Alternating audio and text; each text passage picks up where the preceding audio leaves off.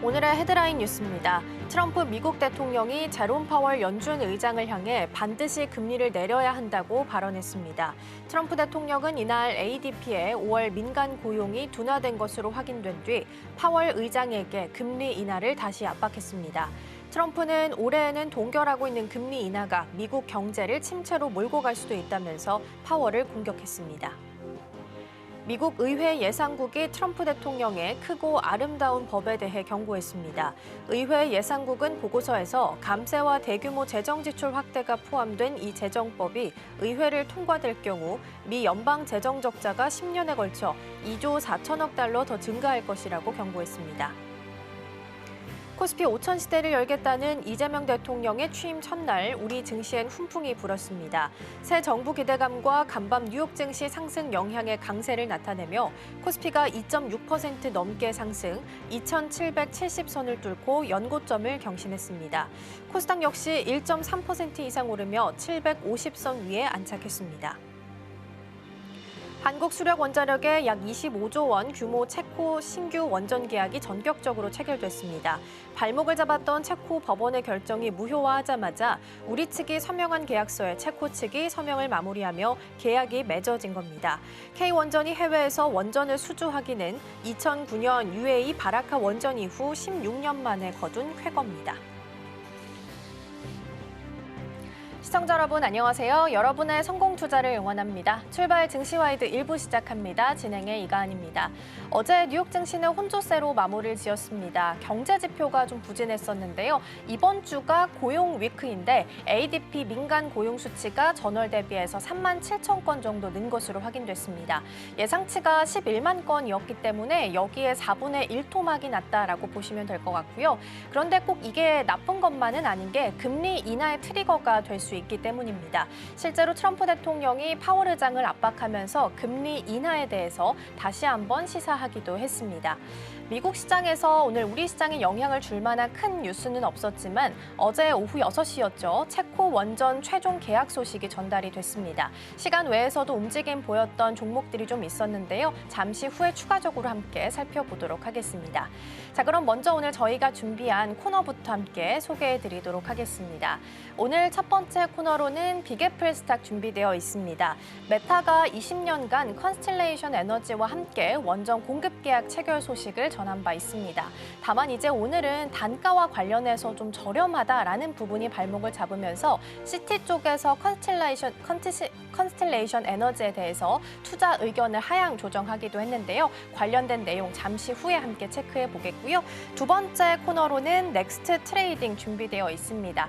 어제 삼성전기가 애플의 글래스 기판을 납품한다라는 소식이 전해지기도 했었는데요. 시간 외에서 움직였던 관련주들 함께 체크해 보도록 하겠습니다. 자, 그럼 출발 증시와이드 1부 본격적으로 시작해 보도록 하겠습니다.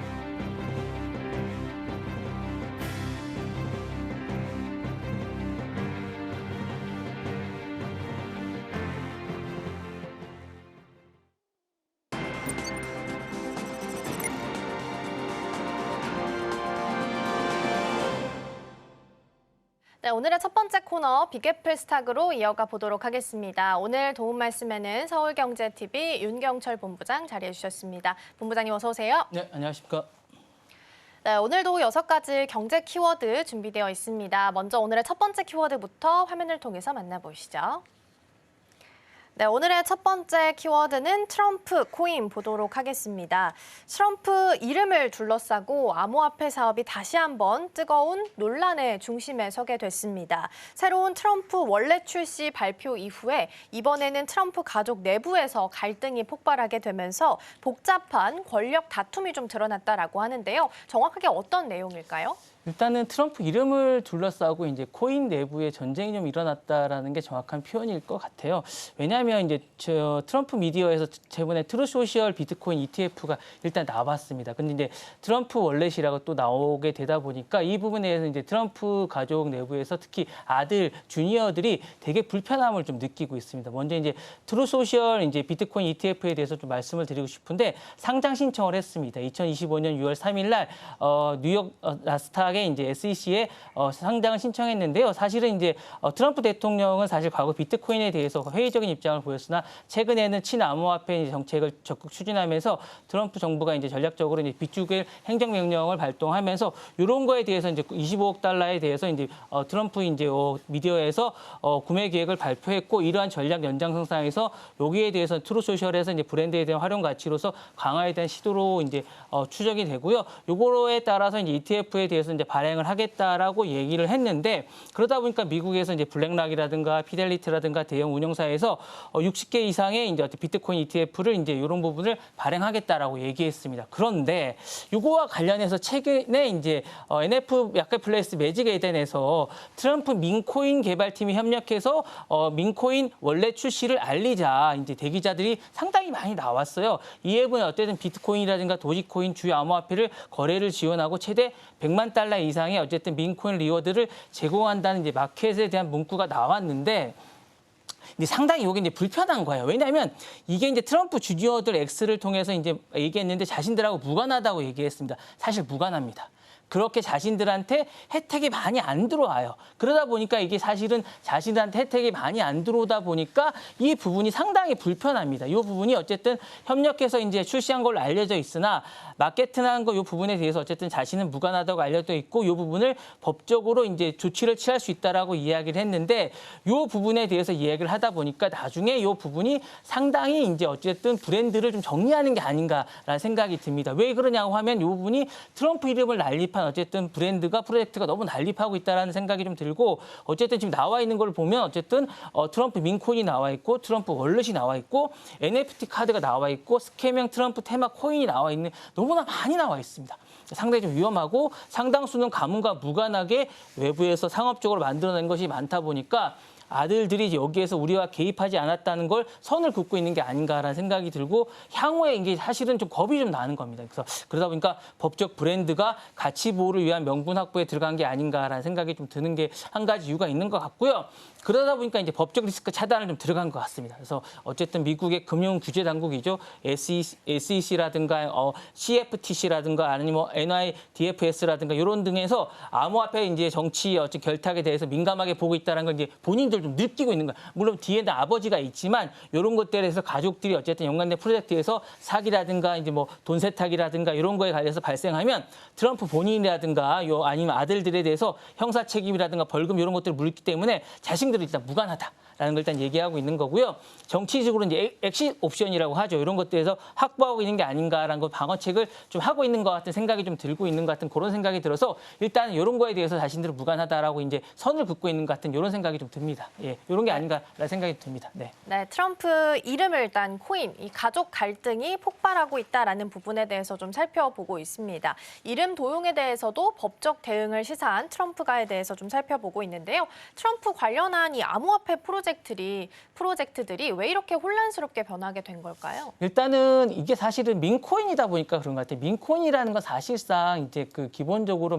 알다시피 이제 알트코인이나 요 민코인, 알트코인이라는 게 사실 그 중에서도 민코인은 사실상 정치적 테마주라고 보시면 약간 그런 거랑 성격이 좀 비슷해요. 그러다 보니까 이런 부분들은 사실상 어쨌든 성격이나 기간이나 뭐 테크노적인 이런 거보다는 정치적 테마적인 것들에서 많이 좌우하다 보니까 이름값에 의해서 좌우가 많이 됩니다. 근데 지금 사실상 가장 미국에서 핫한 건 트럼프 아닙니까? 트럼프 아니면 뭐 일론 머스크인데 일론 머스크보다는 트럼프가 가장 좋다 보니까 트럼프 이름은 어쨌든 라이선스라기보다는 브랜드로 통하다 보니까 아무래도 가장 많이 사용하다 보니까 이렇게 되는 것 같고 트럼프 이름은 상표권은 등록은 돼 있지만 NF라든가 뭐 코인 웰렛이라든가 이런 부분에서는 거의 체계가 부재하다 보니까 많이 쓰는 것 같아요. 갖다 쓰는 것 같고 그런 구조다 보니까 누가 진짜 공식인지에 대해서 검증이 어렵다 보니까 많이 난립하는 것 같습니다. 이 부분에서는 일단은 누가 뭐 이 라이선스가 없는 것 같아요. 이 부분에서는 그러다 보니까 갖다 쓰는 것 같고요. 트럼프 본인과 가족 브랜드 컨트롤이 아직까지는 느슨한 것 같습니다. 그러다 보니까 이 부분에 대해서 이제 지금 하고 있는 것 같은데 그래서 이제 관리에 들어간 게 아닌가라는 생각이 들고 가족 구성원들도 프로젝트마다 다 관여하지 않고 제3자가 내가 트럼프의 측근이다라고 주장하고 있고 실제로 이제 뭐 프로젝트가 난립하고 있는 것 같고 약간 이제 트럼프 측도 약간 이 부분에 대해서 약간 살짝씩 이제 관여하고 있는 게 아닌가라는 생각이 있는 것 같습니다. 그래서 트럼프도 이제 사업가 시절부터 라이센싱에 대한 로열티 수치에 대한 모델에 대해서 익숙해져 있는 게 아닌가라는 생각도 드는 것 같고요. 세 번째로는 이제 암호화폐 투자자들마다 테마 투자가 이제 심리가 과열되고 있는 게 아닌가라는 생각이 있고 이런 수요를 노리면서 개발사나 이제 운영사들도 빠르게 상품화하면서 치고 빠지는 게 익숙해지지 않은가라는 생각이 있고 마지막으로 이제 정치 캠프와 이런 자금 유익에 대해서 얽혀 있는 게 아닌가라는 생각이 있고 요것도 이제 이게 메뚜기도 한철이라는 생각이 이런 생각이 들면서 트럼프와 크립토의 이제 행보랑 이런 부분에서 정치 자금이라든가 후원 채널로도 활용 가능성이 많이 있으면서 계속적으로 이제 난립하는 게 아닌가라는 생각이 듭니다. 네. 네, 그렇다면 이제 밈코인이기 때문에 이런 문제들이 조금 더 크게 발생하고 있다라는 부분 좀 짚어주셨고요. 코인마다 파트너사랑 운영진이 다 다르다 보니까 수익 구조는 투명한데 통제권은 불투명하다라는 부분 짚어주셨습니다. 자, 그럼 첫 번째 키워드 여기서 마무리하고요. 두 번째로 넘어가 보도록 하겠습니다. 네, 오늘의 두 번째 키워드는 AI 덕분에 원자력 부활 보도록 하겠습니다.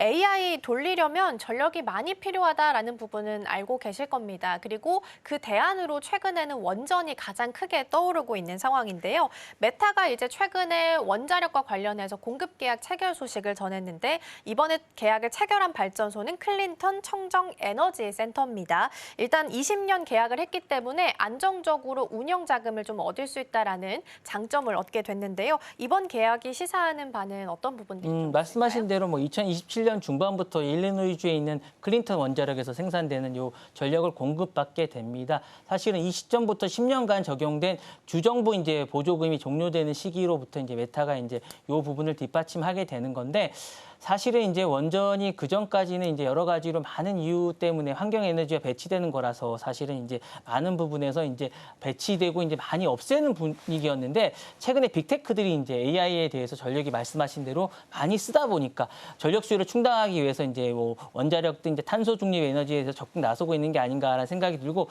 이 같은 흐름은 메타뿐만 아니라 뭐 마이크로소프트라든가 구글이라든가 다른 부분도 확산하고 있으면서 AI 시대가 나서면서 전력 확보에 대한 패권에 대해서 이제 이런 것을 누가 많이 가지고 있느냐가 어쨌든 전력의 핵심 변수로 작용하고 있는데 전력에 대한 어떤 전력 확보가 전쟁의 핵심탄의 신호탄이 아닌가라는 생각이 들고 이 부분이 어쨌든 AI의 어쨌든 전력 확보가 훈련 모델이라든가 추론의 실시간 제공에서 막대한 전력이 하면서 메타가 AI 시대의 어떤 포트폴리오의 본격적인 전환이 아닌가라는 생각이 들고요. 두 번째로는 폐쇄 위기의 원전이 빅테크가 살려낸다라는 의미가 좀 있는 것 같습니다. 말씀하신 대로. 그러면서 클린턴 원전 기존에 이 부분만으로 연명을 했었는데 이제는 이런 부분의 보조금이 아니라 어쨌든 빅테크들이 어쨌든 새로운 보조금이 아니라 새로운 보조금이 되는 약간 이런 시대가 된 게 아닌가라는 생각이 들고 사실상 메타가 20년간 장기 계약하면서 사실상 발전소의 운영권을 보증 역할을 하는 그러니까 빅테크가 이제 보증 역할을 하는 이런 시대가 됐다라고 말씀을 드릴 것 같아요. 그래서 새로운 에너지와 거버넌스 변화가 있다라는 생각을 다시 말씀드리고 싶고요. 세 번째로는 미국의 전력 변화 시장에 원전의 르네상스를 신호가 됐다라고 말씀드릴 수 있을 것 같아요. 그러니까 죽어가는 원전이 새로운 르네상스 시대가 됐다라고 생각이 있고 이런 원전뿐만 아니라 소규모 원전이 이제 SMR이라고 이제 말씀드리고 싶은데 이게 어쨌든 샘 얼트만이 이런 부분도 좀 하고 있지 않습니까? 그래서 산업이 요 같은 수요를 확대될 가능성이 있다라고 말씀드리고 싶고요. 원전이 탄소 배출 없이 AI 원전의 새로운 재평가를 받고 있다라고 말씀드리고 싶습니다. 마지막으로는 연방 정부와 주정부의 정책도 변화가 있을 것 같다라고 말씀드리고 싶습니다. 그래서 바이든 행정부 때 공화당 양쪽 다 이제 원전에 대해서 이제 대체로 별로 안 좋아했었는데 이런 기조도 바뀌지 않을까라는 생각이 듭니다. 그래서 향후에 빅테크 에너지 계약이 정책의 레버리지 수단으로 활용될 소지가 있다라고 말씀드리고 싶습니다. 네. 네, 그렇죠. AI를 돌리려면 엄청난 양의 전력이 필요한데 이를 대체하기 위해서는 최근에는 원전이 각광받고 있지 않나 싶습니다. 원전의 르네상스 시대를 빅테크 기업들이 열고 있다라는 부분을 좀 짚어주셨는데요. 이번에 메타가 체결한 계약이 미국 내 원전 재가동 그리고 에너지 정책에 있어서는 어떤 영향을 좀 주게 될까요? 그러니까 정부의 어떤 원전 정책이 이제 민간으로 모델이 옮겨가지 않을까라는 생각이 들고요. 정책적 신호가 좀 변화될 것 같습니다. 겁니다. 그러니까 주정부라든가 정부에 대한 재정 부담이 줄어들면서 원전 운영사가 새로운 민간의 고객을 확보가 되면서 재정 건전성이 좀 높아지지 않을까라는 생각이 듭니다. 정치권은 이제 클린 에너지를 유지하면서 세금을 덜 쓰고 이제 일자리도 많이 확보하게 되지 않을까라는 생각에 대한 명분도 얻을 것 같은 생각이 들고요. 두 번째로는 차세대 원전이 투자의 촉진의 가능성이 좀 있을 것 같은 그런 생각이 듭니다. 그래서 향후에 투자하실 때도 이런 부분을 염두에 두시고 하게 될 것 같고 우리나라도 이제 이런 부분에 대해서 원전이 새로운 투자처로 각광을 받게 되지 않을까라는 생각이 됩니다. 그래서 뭐 향후에도 지금 많이 이 부분에서 각광을 받고 있게 됐지만 AI만이 어쨌든 관광이 되는 게 아니라 AI의 어떤 새로운 원전 먹거리가 되는 재료가 되는 이 원전이 새로운 어떤 투자처가 되지 않을까라는 생각이 들고 SMR 빅파이낸셜의 어떤 안정성이 투자 가속화가 되면서 향후에 이 부분도 민간 투자처가 되고 우리가 또 주식에 대한 어떤 이 부분도 한번 염두에 두셔야 되지 않을까라는 생각이 듭니다. 미국 내 에너지 자립 안보에 대한 반영도 될 것 같은 생각이 들고요. 향후에 반도체 공장이나 다른 어떤 빅테크의 안보에 대한 이 부분도 국가적인 산업에 대한 어떤 향후의 어떤 보호라든가 AI 데이터 센터에 대한 이런 부분도 향후에 염두에 둬야 되지 않을까라는 생각도 듭니다. 네. 네, 원전의 르네상스가 이제 빅테크 기업을 통해서 다시 한번 신호탄을 쏘아 올리고 있다라는 부분 함께 챙겨보시면 좋겠고요. 메타가 이번에 차결한 기업이 컨스텔레이션 에너지입니다. 그런데 이제 단가 부분에서 좀 문제가 생기게 되면서 메타는 저렴한 부분을 이용하는 거기 때문에 상승, 그리고 컨스텔레이션 에너지 같은 경우에는 단가가 좀 저렴하다라는 부분 때문에 어제 정규장에서 4% 넘게 밀렸습니다. 시티 쪽에서도 투자 의견 하향 조정했으니까 이 부분도 참고해 보시면 좋겠습니다. 자, 두 번째 키워드 마무리하고 세 번째로 넘어가 보시죠. 네, 세 번째 키워드는 스키니톡 전 세계 금지 보도록 하겠습니다. 틱톡이 스키니톡이라는 이 해시태그를 전 세계적으로 차단하기로 결정을 내렸다라고 합니다. 앞에 붙어있는 스키니에서 아마 힌트를 찾으셨겠지만 젊은 여성들을 대상으로 해서 위험한 다이어트 콘텐츠를 확산시킨다라는 게 그 이유였는데요. 이번 발표가 시사하는 바는 어떤 부분들이 좀 있을까요? 뭐 여러분들이 이제 스키니 하면 이제 스키니톡 하시면 이게 무슨 말인가 하고 이제 의문이 좀 되실 텐데 스키니톡이라면 이제 이게 틱톡에서 쓰는 어쨌든 아까 해시태그 중에 단어입니다. 그래서 원래 틱톡이 자생적으로 만들어진 건데 스키니톡은 두 가지 뜻이 좀 있습니다. 근데 음료수를 마실 때 쓰는 톡이 스키니톡이 있고요. 이제 말은 다이어트를 쓸 때 이제 앞에 해시태그를 다는 이런 게 있는데 여기서 말하는 건 이제 다이어트에서 주로 많이 자생적으로 만들어진 문화적 해시태그입니다. 주로 살 빼기 전후라든가 다이어트 팁이라든가 저칼로리 레시피라든가 운동 루틴 등에서 공유되는 이런 톡을 이제 보통 얘기를 하는 거고요. 10대라든가 20대의 어떤 젊은 여성층을 중심으로 굉장히 큰 커뮤니티가 형성됐던 이런 단어거나 이런 해시태그입니다. 그래서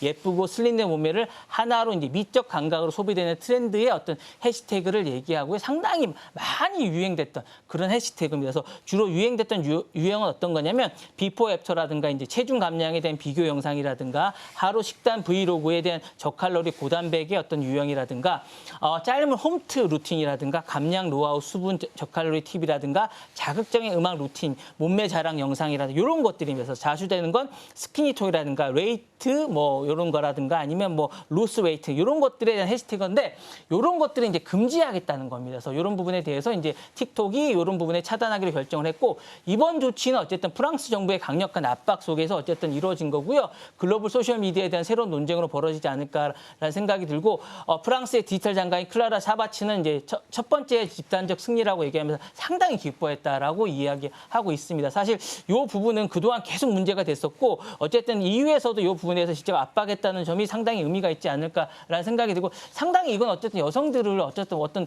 뭔가의 어쨌든 어떤 집단으로 생각을 했고 뭔가 의미 있게 생각을 했기 때문에 이 부분은 상당히 의미가 있을 것 같고 다만 이 부분에 대해서 향후에도 많은 부분에 의미가 있지 않을까를 생각하고 빅테크 글로벌 규제에서 상당히 의미가 있을 것 같고 향후에도 좀 더 지켜봐야 되지 않을까라는 생각이 좀 있습니다. 그리고 이제 이 부분은 이 콘텐츠 규제에 대해서 프랑스 모델이 실질적으로 글로벌 스탠다드로 진입했다는 의미에서 의미가 있을 것 같고 틱톡의 리스크 관리 구조에 변화가 있다는 점에서도 의미가 있을 것 같은 생각이 듭니다. 그리고 틱톡은 이제 글로벌 리스크의 해피형 플랫폼으로 진화하고 있는가라는 생각도 의미가 있다는 생각이 들고 AI 필터링 기준이 실시간 콘텐츠 감시 강화가 됐다는 점에도 많은 의미가 있다는 생각이 좀 듭니다. 네. 네, 앞에 스키니가 붙어 있는 것처럼 체중 강박이나 거식증을 좀 유도할 수 있는 콘텐츠를 틱톡 알고리즘을 통해서 좀 차단하는 구조다라고 보시면 될 것 같습니다. 스키니톡 틱톡에서 차단을 했는데 이런 부분들이 글로벌 소셜미디어 규제에 있어서도 변화를 좀 주게 될까요? 네, 그렇죠. 말씀하신 대로 이제 사례 하나가 이제 국제 프레임을 바꾼다라는 의미에서 상당히 의미가 있는 게 아닌가라는 생각에서 이번은 좀 약간 의미가 있고 상당히 좋은 사례가 아닌가라는 생각이 듭니다. 앞으로도 이제 한 국가 간의 가치관이 글로벌의 플랫폼의 검열 기준에 확장될 수 있는 선례가 됐다는 점에서 상당히 좋다는 의미가 있고 앞으로도 호주나 캐나다나 이제 우리나라도 이 부분에서 이제 많은 변화가 있을 것 같고 실제로도 차단의 개별 이슈가 압박될 가능성이 상당히 있으면서 좋은 의미가 될 선례가 됐다는 점에서 의미가 있을 것 같고요. 두 번째는 이후에 어쨌든 디지털 DSA가 실질적으로 확장될 신호가 있다라고 있을 것 같고 이런 것들이 어쨌든 애플이라든가 뭐 구글이라든가 이런 것에서도 상당히 변화가 있을 것 같은 생각이 듭니다. 그래서 이제 다른 플랫폼도 이후의 기준이라든가 글로벌 기준에 관한 압박이 증가되지 않을까라는 생각이 들고요. 마지막으로 이제 위험 콘텐츠의 정의가 급격히 확장될 수 있지 않을까라는 생각이 듭니다. 스키니톡은 사실은 시기장이라든가 다이어트 압박에 관해서 상당히 많은 변화가 있고 이거에 대해서 여성들이 상당히 시달렸습니다. 그러니까 이런 점에서 심리적 위험 영역까지 확장이 됐는데 플랫폼들 이런 거에 대해서 상당히 그동안 무관심했었는데 이런 부분에 대해서 어쨌든 규제 대상에 대해서 플랫폼들이 콘텐츠 스펙트럼에 대한 확장에 대한 신호에 대해서 이제 신경을 써야 된다는 점에서 의미가 있지 않나라는 생각이 좀 듭니다. 그래서 이런 부분에 대해서 향후에 신경을 써야 되지 않을까라는 생각이 들어서 좀 더 이제 AI 모니터링 규제라든가 기술 고도화에 대한 부분에 대해서 이제 촉진에 대한 부분에 대해서 플랫폼들이 신경을 쓴다는 점에서 유의미한 그런 의미가 있다라고 봐야 되지 않을까라는 생각이 듭니다. 네. 네, 프랑스 발로 해시태그 차단이 개별 국가가 규제를 이끈 사례로 평가를 좀 할 수 있을 것 같고요. 정치권 개입 확대 속에서 플랫폼 규제, 협상 구조화가 시작될 수 있다는 부분 살펴봤습니다. 자, 그럼 세 번째 키워드 마무리하고 네 번째로 넘어가 보시죠. 네, 다음 키워드는 딥시크 스파이 보도록 하겠습니다. 중국의 AI 연구소죠. 딥시크가 이제 구글의 제미나이 데이터를 활용했다라는 의혹이 제기가 되면서 AI 업계에서 데이터 스파이전에 대한 논란이 확산이 좀 되고 있는 상황입니다. 일단 이번 기사가 시사하는 부분들은 어떤 것들이 좀 있을까요? 그 딥시크가 한 건 디스틸이라는 그 기법입니다. 사실 이게 상당히 기본적으로 AI 기업들은 잘 안 하는 기법입니다. 사실 그 의혹을 받고 있는 건 데이터 스파이인데 딥시크가 최근에 이제 R1 모델을 이제 출시하면서 수학 및 코딩 분야에서 벤치마킹을 기록했는데 사실은 이제 다른 것들이 하는 걸 반복하는 겁니다. 사실은 자신들이 이제 호주의 AI의 어떤 개발자 한 분이 제미나이의 특유의 표현 방식이라든가 이런 어휘 선택이라든가 이런 부분을 반복한다고 이야기한 거죠. 사실 이거는 도용하는 거고 상당히 이거는 어떻게 보면 이 어떤 논문 같은 걸 복제했다라고 이제 하는 건데 상당히 도둑질이라고 보는 거예요. 상당히 하면 안 되는 거고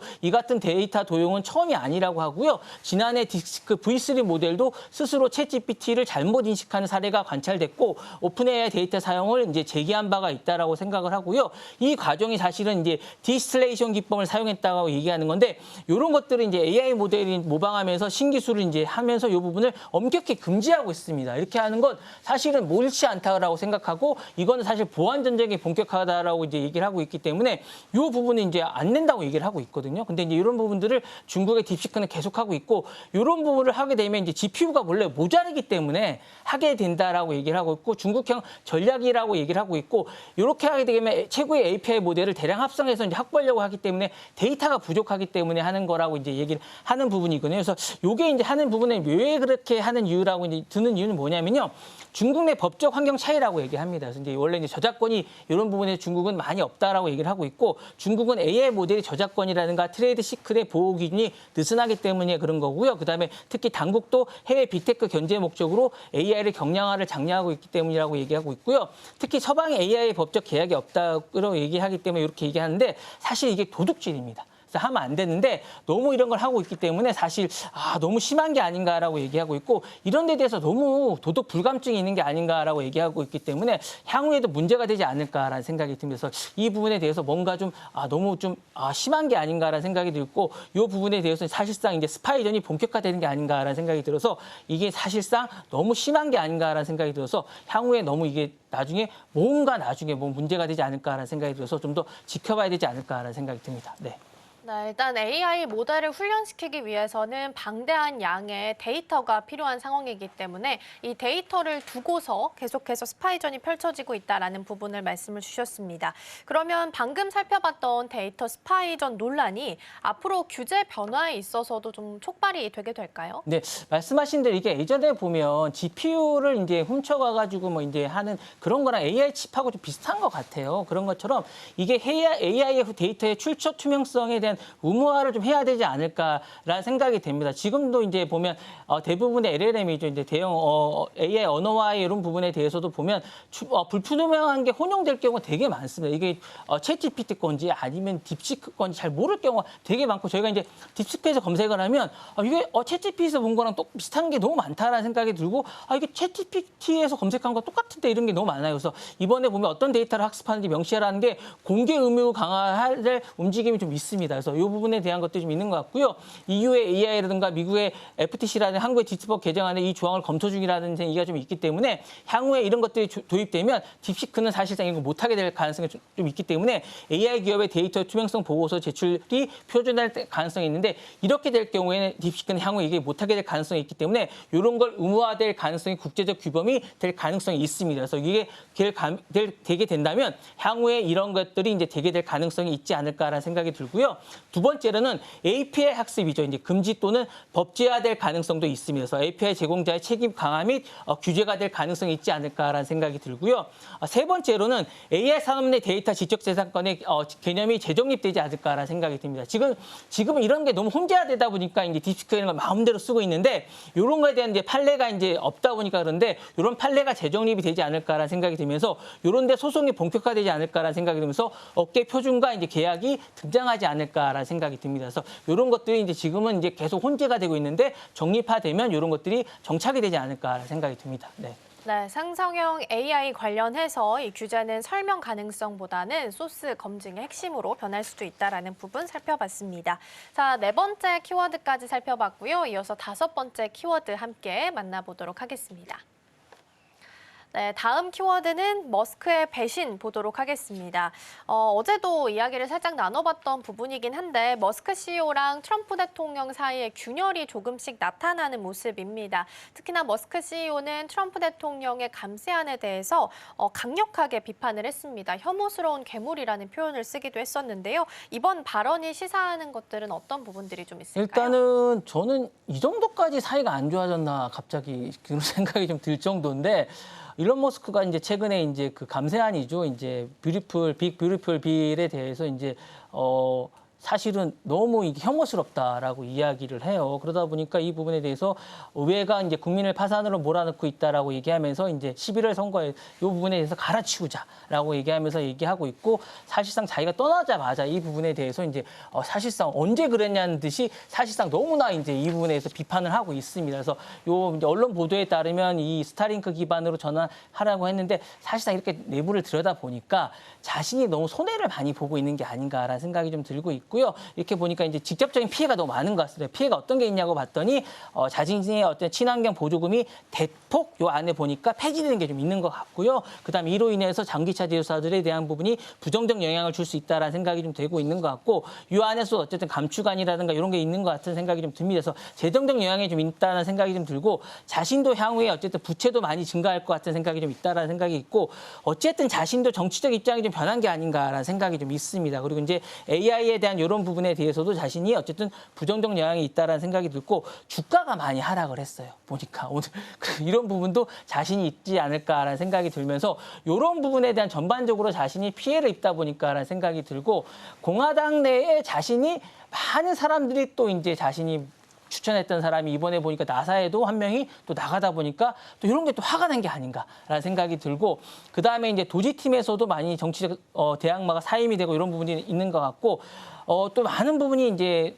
자신이 입지가 줄다 보니까 이런 것들이 작용한 게 아닌가라는 생각이 들면서 이런 게 화가 나서 이제 이렇게 얘기를 했는데 근데 이게 실질적으로 이런 발언이 너무 주가에 반영이 많이 되는 거예요. 그런데 오늘 보니까 이제 주가가 여러 가지로 했는데 테슬라에 너무 직격탄을 맞으니까 이것도 발언을 신중하게 해야 되지 않을까라는 생각이 들면서 향후에 이제 머스크와 트럼프의 관계는 좀 더 지켜봐야 될 것, 이것도 지켜봐야 될 것 같다는 생각이 드는 게 발언 하나하나가 주가에 반영이 돼서 이 주식을 하는 많은 투자자들은 일론 머스크 입 하나하나에 정말 가슴을 출렁출렁하고 있지 않을까라는 생각이 듭니다. 네. 네, 머스크는 이제 파산을 부르는 법안이다라고 이야기를 했는데 트럼프의 핵심 입법에 대해서 작심하며 비판한 것으로 보이고요. 말씀해 주신 것처럼 한마디 한마디가 주가에 반영이 되고 있는 상황이기 때문에 계속해서 주가 흐름 좀 체크해봐야 된다라는 말씀 주셨습니다. 그러면 머스크의 이번 발언이 미국 정치 내에 있어서 반 트럼프 세력과는 갈등을 좀 의미하는 걸로 확대 해석할 수도 있을까요? 맞습니다. 말씀하신 대로요. 머스크와 이제 그 반 트럼프 세력과의 교집합이 점점 확대되고 있을 것 같은데 정말 이게 진심인지는 잘 모르겠어요. 그러니까 왜냐하면 이제 어쨌든 나를 한번 쳐다봐줘라고 얘기하는 걸 수도 있을 것 같은 생각이 들어서 사실은 이게 이렇게 했다가도 또 손을 잡는 두 사람이기 때문에 전략적으로 좀 더 지켜봐야 되지 않을까. 뭐 지금 보시는 것처럼 이제 X에는 그렇게 썼는데 실질적으로 이게 그런 건지는 모르겠습니다. 왜냐하면 그동안 투자한 돈이 너무 많고 정부 지원 사업도 너무 많기 때문에 물러서기에는 너무나 이해관계가 많기 때문에 좀 더 지켜봐야 되지 않을까라는 생각이 들고 머스크는 어쨌든 트럼프의 잠재적 후원자이긴 합니다. 그렇기 때문에 좀 더 지켜보라는 말씀을 좀 드리고 싶고 순간적인 발언일 가능성이 상당히 높다라는 생각이 듭니다. 왜냐하면 최근에 자신이 했던 사람들이 너무나 많이 떨어져 나왔습니다. 그래서 그런 거에 대한 화가 좀 난 게 아닌가라는 생각이 들고 어쨌든 이번 발언은 충성파와 개혁파에 대한 갈등을 촉발시키는 불씨가 됐다라는 말씀을 좀 드리고 싶어요. 그러니까 이거는 사실은 트럼프에 대한 얘기가 아니라 트럼프 주변에 있는 사람들에 대한 불만이 아닐까라는 생각이 좀 들어서 이 부분에 대한 게 좀 있는 것 같고 트럼프 입장에서 머스크에 대한 상징적 타격이 좀 있다라는 생각 좀 들어서 이 부분에 대한 게 있고 트럼프 주변에 있는 사람들은 경고적인 사격에 대한 이야기가 아닐까라는 생각도 좀 있어서 이 부분도 좀 더 집합에 대한 게 좀 있어야 되지 않을까라는 생각이 있어서 좀 더 지켜봐야 될 것 같다는 생각이 있는데 어쨌거나 지금 화가 좀 난 건 분명한 것 같아서 머스크가 향후에 어떤 발언이나 어떤 행보를 보일지는 좀 더 지켜봐야 될 것 같은 생각이 있는데 어쨌거나 균열이 좀 있는 건 분명한 것 같아서 이 부분은 좀 지켜봐야 될 것 같고 향후에 어쨌든 이 부분에 대해서 두 사람에 대한 행보는 좀 더 지켜봐야 된다라고 말씀드리고 싶습니다. 네. 네, 두 사람 사이에서 이제 균열이 발생했다라는 부분, 기사를 통해서 확인할 수 있었다라는 부분 짚어봤습니다. 5번째까지 확인해봤고요. 마지막 키워드 만나보시죠. 네, 오늘의 마지막 키워드는 AI는 주니어 직원 보도록 하겠습니다. AI가 이제 단순한 보조 수단이 아니라 실질적인 주니어 직원 역할을 하고 있다라는 이야기가 나오고 있습니다. 빅테크 기업들의 신입 채용 감소 현상이 실제적으로 수치에서도 나타나고 있는 것으로 확인이 좀 되고 있는데요. 알트먼은 AI 에이전트가 실질적으로 기업 내 초급 사원처럼 운영되고 있음을 인정하기도 했습니다. 이번 발언이 시사하는 부분 어떤 것들이 좀 있습니까? 여러 가지가 있긴 한데요. 그 AI 주니어에 대해서 여러 가지로 얘기를 하는데 사실은 이제 자신이 만든 거다 보니까 이 부분이 그런 얘기를 많이 하는 것 같아요. 그래서 AI가 단순한 보조 수준의 실질적인 주니어 직원의 역할을 대체하고 있다라고 이야기하고 있는 것 같고요. 오픈 AI에 대해서는 최근 이제 스노우 서밋에서 기조연설에 대해서 많은 이야기를 했습니다. 그러다 보니까 알트만은 AI 에이전시의 실질적인 기업 내 초급 사원처럼 운영되고 있다라는 걸 인정한 게 아닌가라는 생각이 들고요. 이 부분에 대해서 이제 사원이 25%를 주는 건지 이제 여러 가지 이야기를 했습니다. 그러니까 AI가 반복적으로 일상 대응해서 줄 거라라고 이제 일자리도 줄 거라고 이야기하고 사원도 줄 거라고 이야기를 했습니다. 그래서 이 부분에 대해서 이제 많은 위험성에 대해서 이야기를 한 거죠. 그래서 기업 내부에서 AI가 이제 주요 업무에 대해서도 많은 이야기가 줄 거라고 얘기했고 이거 이제 미친 것처럼 이제 들리겠지만 현실적인 이야기가 될 가능성이 있다라고 이야기를 하고 AI 사원을 대체하는 흐름은 이제 가상이 아니라 실질적인 채용 변화에도 있을 거라고 이야기를 하면서 AI 인력 구조에 대해서는 생산에서 기여하고 있고 자신들의 회사에도 이제 도래하고 있다라고 이야기를 했습니다. 그러면서 AI 역할이 생산성 도구에서 조직 단위로 그러니까 실질적으로 이제 지금은 이렇게 막 쓰고 있지 않습니까? 저희가 이제 자신들에 대해서 이제 조직 단위로 변화가 진행하고 있다라고 얘기하고 있고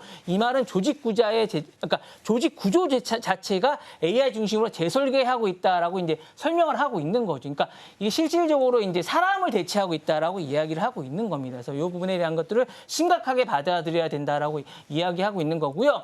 그러니까 AI 이꼬르 업무를 위임받은 결과를 제출하는 디지털 직원으로 단계로 이제 진화하고 있다. 그러니까 이게 사실상 업무 로봇을 대체하는 게 아니라 사람을 대체하고 있다라고 이제 이야기하고 있는 거고요. 이렇게 얘기하고 있는 거고 이제 실질적으로 이게 이제 에이전트를 이야기하고 있는 겁니다. 그래서 이 부분을 이제 얘기하고 있는 거고 그다음에 이제 이 부분에 대해서 초급 사원이 필요하던 단순 초급 작업에 대해서 이제 AI가 대체하고 있다는 이야기를 하고 있는 거고 실제 채용 시장의 충격이 이미 진행되고 있다라고 이야기하면서 향후에 이 부분들이 상당히 많은 의미를 이제 얘기하고 있다라고 얘기하면서 이제 이 부분이 다가왔다. 현실적으로 다가왔다라고 그러니까 로봇이 아니고 AI 자체가 많은 부분을 대체하고 있다라고 이야기하고 있는 게 아닌가라는 거 이제 이야기하고 있다라고 이제 말씀드리고 싶다라고 이제 말씀드리고 있는 겁니다. 예.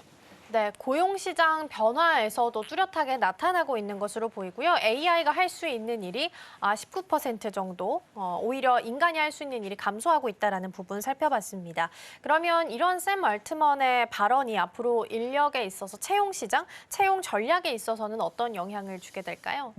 기본적으로 이제 경력 사원을 많이 뽑겠죠. 경력 사원을 많이 뽑을 것 같은 생각이 들고요. 신입 입고를 AI에 대한 채용 기본 공식이 등장하지 않을까라는 생각이 들어서 사실상 지금도 뭐 많은 부분에서 이 부분을 많이 대체하고는 있습니다. 그래서 이제 뭐 드라마라든가 이런 부분도 그렇고 많은 부분에서도 많이 대체를 하고 있고요. 사실은 기업은 경험자라는 핵심 설계자 위주로 채용이 집중되는 건 사실입니다. 그러니까 이 부분에 대해서 이제 인지를 하고 기업을 중심하거나 이제 직장을 준비하는 많은 부분들은 이렇게 해야 될 것 같은 생각은 들고요. 기업을 만드시는 부분도 이런 부분을 이제 생각을 해야 될 것 같아요. 신입사원은 AI 오케스트라를 이제 기본적으로 그러니까 신입사원 이렇게 해야 될 것 같아요. 앞으로는 이제 AI 오케스트라에 대한 신입사원 능력이 아니라 다른 부분에 대해서 준비를 해야 되지 않을까라는 생각이 좀 듭니다. 그래서 초보 실무자는 줄고 AI를 활용하는 중간형의 신입을 선호하지 않을까라는 생각이니까 초보 단계는 이미 뛰어넘는 신입사원이 준비돼야 되지 않을까라는 생각이 들고요.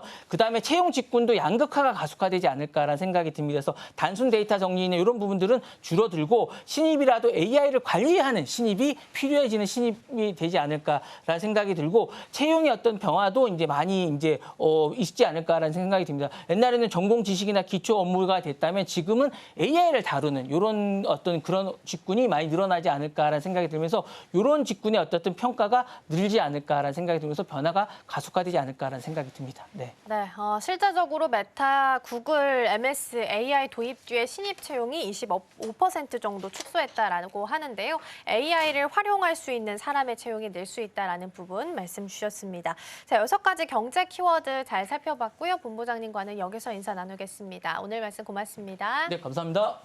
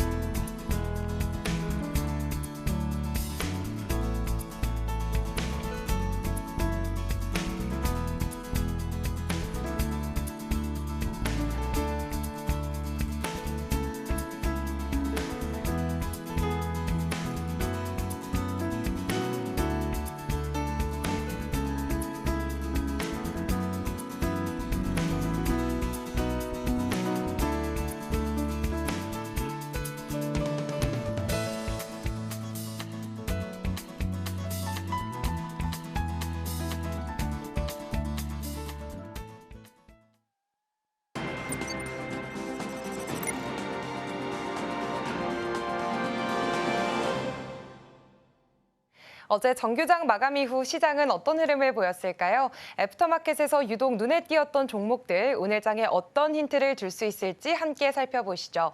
어제 시간의 거래에서 상승률 상위 종목들로는 1위로 모아라이프 플러스가 차지하고 있습니다. 10% 가까운 상승세 나타냈고요. 2위로는 녹십자홀딩스, 이우, 그리고 태원물산과 포커스 AI, 배럴까지 차지를 하고 있습니다. 다음으로는 하락률 상위 살펴보겠습니다. 휴럼이 2.99%로 하락을 했고요. 코오롱 모빌리티 그룹, 우가 2.62%로 하락을 했습니다. 또 이어서 나머지 신도리코부터 삼육물산까지 모두 빠지는 모습 나타냈습니다. 이 애프터마켓에서 투자자들의 시선이 향했던 종목들, 그 이슈를 자세히 살펴보겠습니다. 넥스트 트레이딩 지금 시작합니다.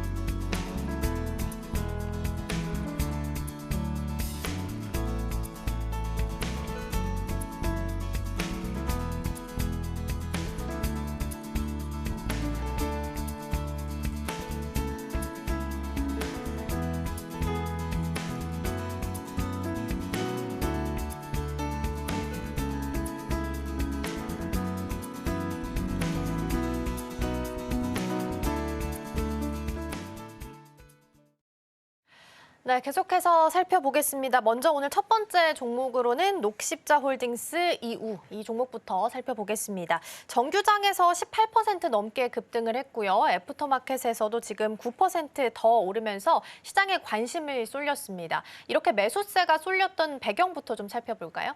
네, 녹십자홀딩스 이후에 이 투자자들의 관심이 몰렸던 이유는 바로 코로나19 재확산 우려 때문입니다. 최근 들어서 중국과 태국 그리고 싱가포르 등 아시아 일부 국가들에서 확진자 수가 다시 늘고 있다는 소식이 이어지고 있는데요. 중국에서는 코로나19 양성률이 16%를 넘어서면서 지난해 정점 수준에 근접을 했고요.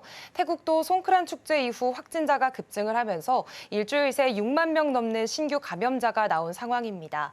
홍콩과 대만도 작년 유행의 정점을 이미 넘어선 수치를 기록했다는 점에서 아시아 지역 전반의 재확산 흐름이 확인되고 있습니다. 우리 방역당국도 예의주시하고 있는데요. 질병관리청은 올여름 국내에서도 유행 가능성을 완전히 배제할 수 없다면서 고위험군에 대한 백신 접종을 다시 권고한 상황입니다. 국내 입원 환자 수 자체는 아직은 하루 평균 100명 안팎으로 안정적인 흐름을 보이고 있지만 정부는 해외 유행 상황을 지켜보면서 추가 확산 가능성에 대비하고 있는 모습입니다. 이런 분위기 속에서 과거 진단키트나 치료제 관련주로 분류됐던 종목들에 다시 기대감이 붙는 흐름이 나타났고요. 그 대표적인 사례가 바로 녹십자홀딩스 이우였던 겁니다. 치료제나 백신 관련주들은 사실 꽤 많이 있는데 그중에서도 어제 유독 시장에서 관심을 받았던 쪽이 녹십자 쪽이었습니다. 유독 강하게 반응했던 이유는 어디 있을까요? 네, 사실 이 녹십자홀딩스의 자회사인 GC 녹십자가 최근에 한국 화이자제약이랑 손을 잡고 코로나19 먹는 치료제인 팍스로비드의 국내 공동 유통 계약을 발표했기 때문입니다. 이 팍스로비드는 증상 발현 후 5일 이내에 복용하면 입원이나 사망 위험을 80% 넘게 줄여주는 약인데요. 이미 미국이나 유럽에서는 굉장히 널리 쓰이고 있는 치료제고요. 이번 계약으로 6월부터는 국내 유통을 GC 녹십자가 맡게 됩니다. 다시 말해서 코로나19 확산이 다시 불거지고 있는 이 시점에서 꽤 중요한 역할을 하게 된 건데 이 뉴스가 전해지고 나서 시장은 곧장 반응을 했고요. 특히 녹십자홀딩스 이후는 일반주보다 유통 물량이 훨씬 적기 때문에 매수세가 굉장히 빠르게 몰렸고요. 결국 어제처럼 정규장에 이어서 시간의 거래에서도 9%가 넘는 추가 상승 흐름으로까지 이어진 겁니다. 네, 근데 이 코로나 관련해서 뭐 진단키트 주도 있고 사실 종목들이 많지만 시총이 작다 보니까 변동성이 크다라는 특징도 가지고 있는 상황입니다. 그래서 대부분 이제 짧은 테마성 흐름에 그치기 나름이었는데 이번에 녹십자 같은 경우에는 실질적인 재료가 같이 붙어 있다라는 측면에서 본다면 이번에는 좀 다르게 해석을 할 수 있을까요? 네, 코로나 관련주들은 사실 최근에 단기성 테마에 그치는 경우가 좀 잦았습니다. 하지만 이번에는 실적과 직접 연결될 수 있는 구체적인 재료가 나왔다는 점에서 조금 다른 양상으로 볼 수가 있겠는데요. 이 GC 녹십자가 한국 화이자와 팍스로비드 공동 유통 계약을 체결을 했고 이 치료제는 앞서 말씀드렸다시피 이미 미국과 유럽에서 효과가 입증이 된 만큼 국내 공급이 본격화된다면 2분기 이후 실적에도 바로 영향을 줄 수 있다는 기대가 주가에 반영된 건데요. 게다가 공교롭게도 국내에서는 지금 고위험군 백신 접종 기한이 다시 연장된 상태입니다. 그러다 보니까 시장에서는 다시 코로나 관련주를 살펴봐야 하는 거 아니냐 하는 심리가 살아난 상황이고요. 물론 이런 흐름이 얼마나 지속될지는 좀 더 지켜봐야겠습니다. 증권가에서는 실적이 확인되기 전까지는 단기 테마로 그칠 수도 있다라고 언급을 하면서 단타 매매에 나서는 투자자라면 리스크 관리가 더 중요하다는 분석도 함께 나오고 있습니다. 네, 첫 번째 종목 살펴봤고요. 오늘 넥스트레이드에서는 녹십자 홀딩스 그리고 녹십자 이 종목은 각각 2%씩 상승세 보이면서 출발 준비하고 있습니다. 자, 그럼 이어서 두 번째 종목 PI부터 만나보도록 하겠습니다. 애프터마켓에서 어제 4.8% 정도 오르면서 역시나 강한 흐름을 좀 보였습니다.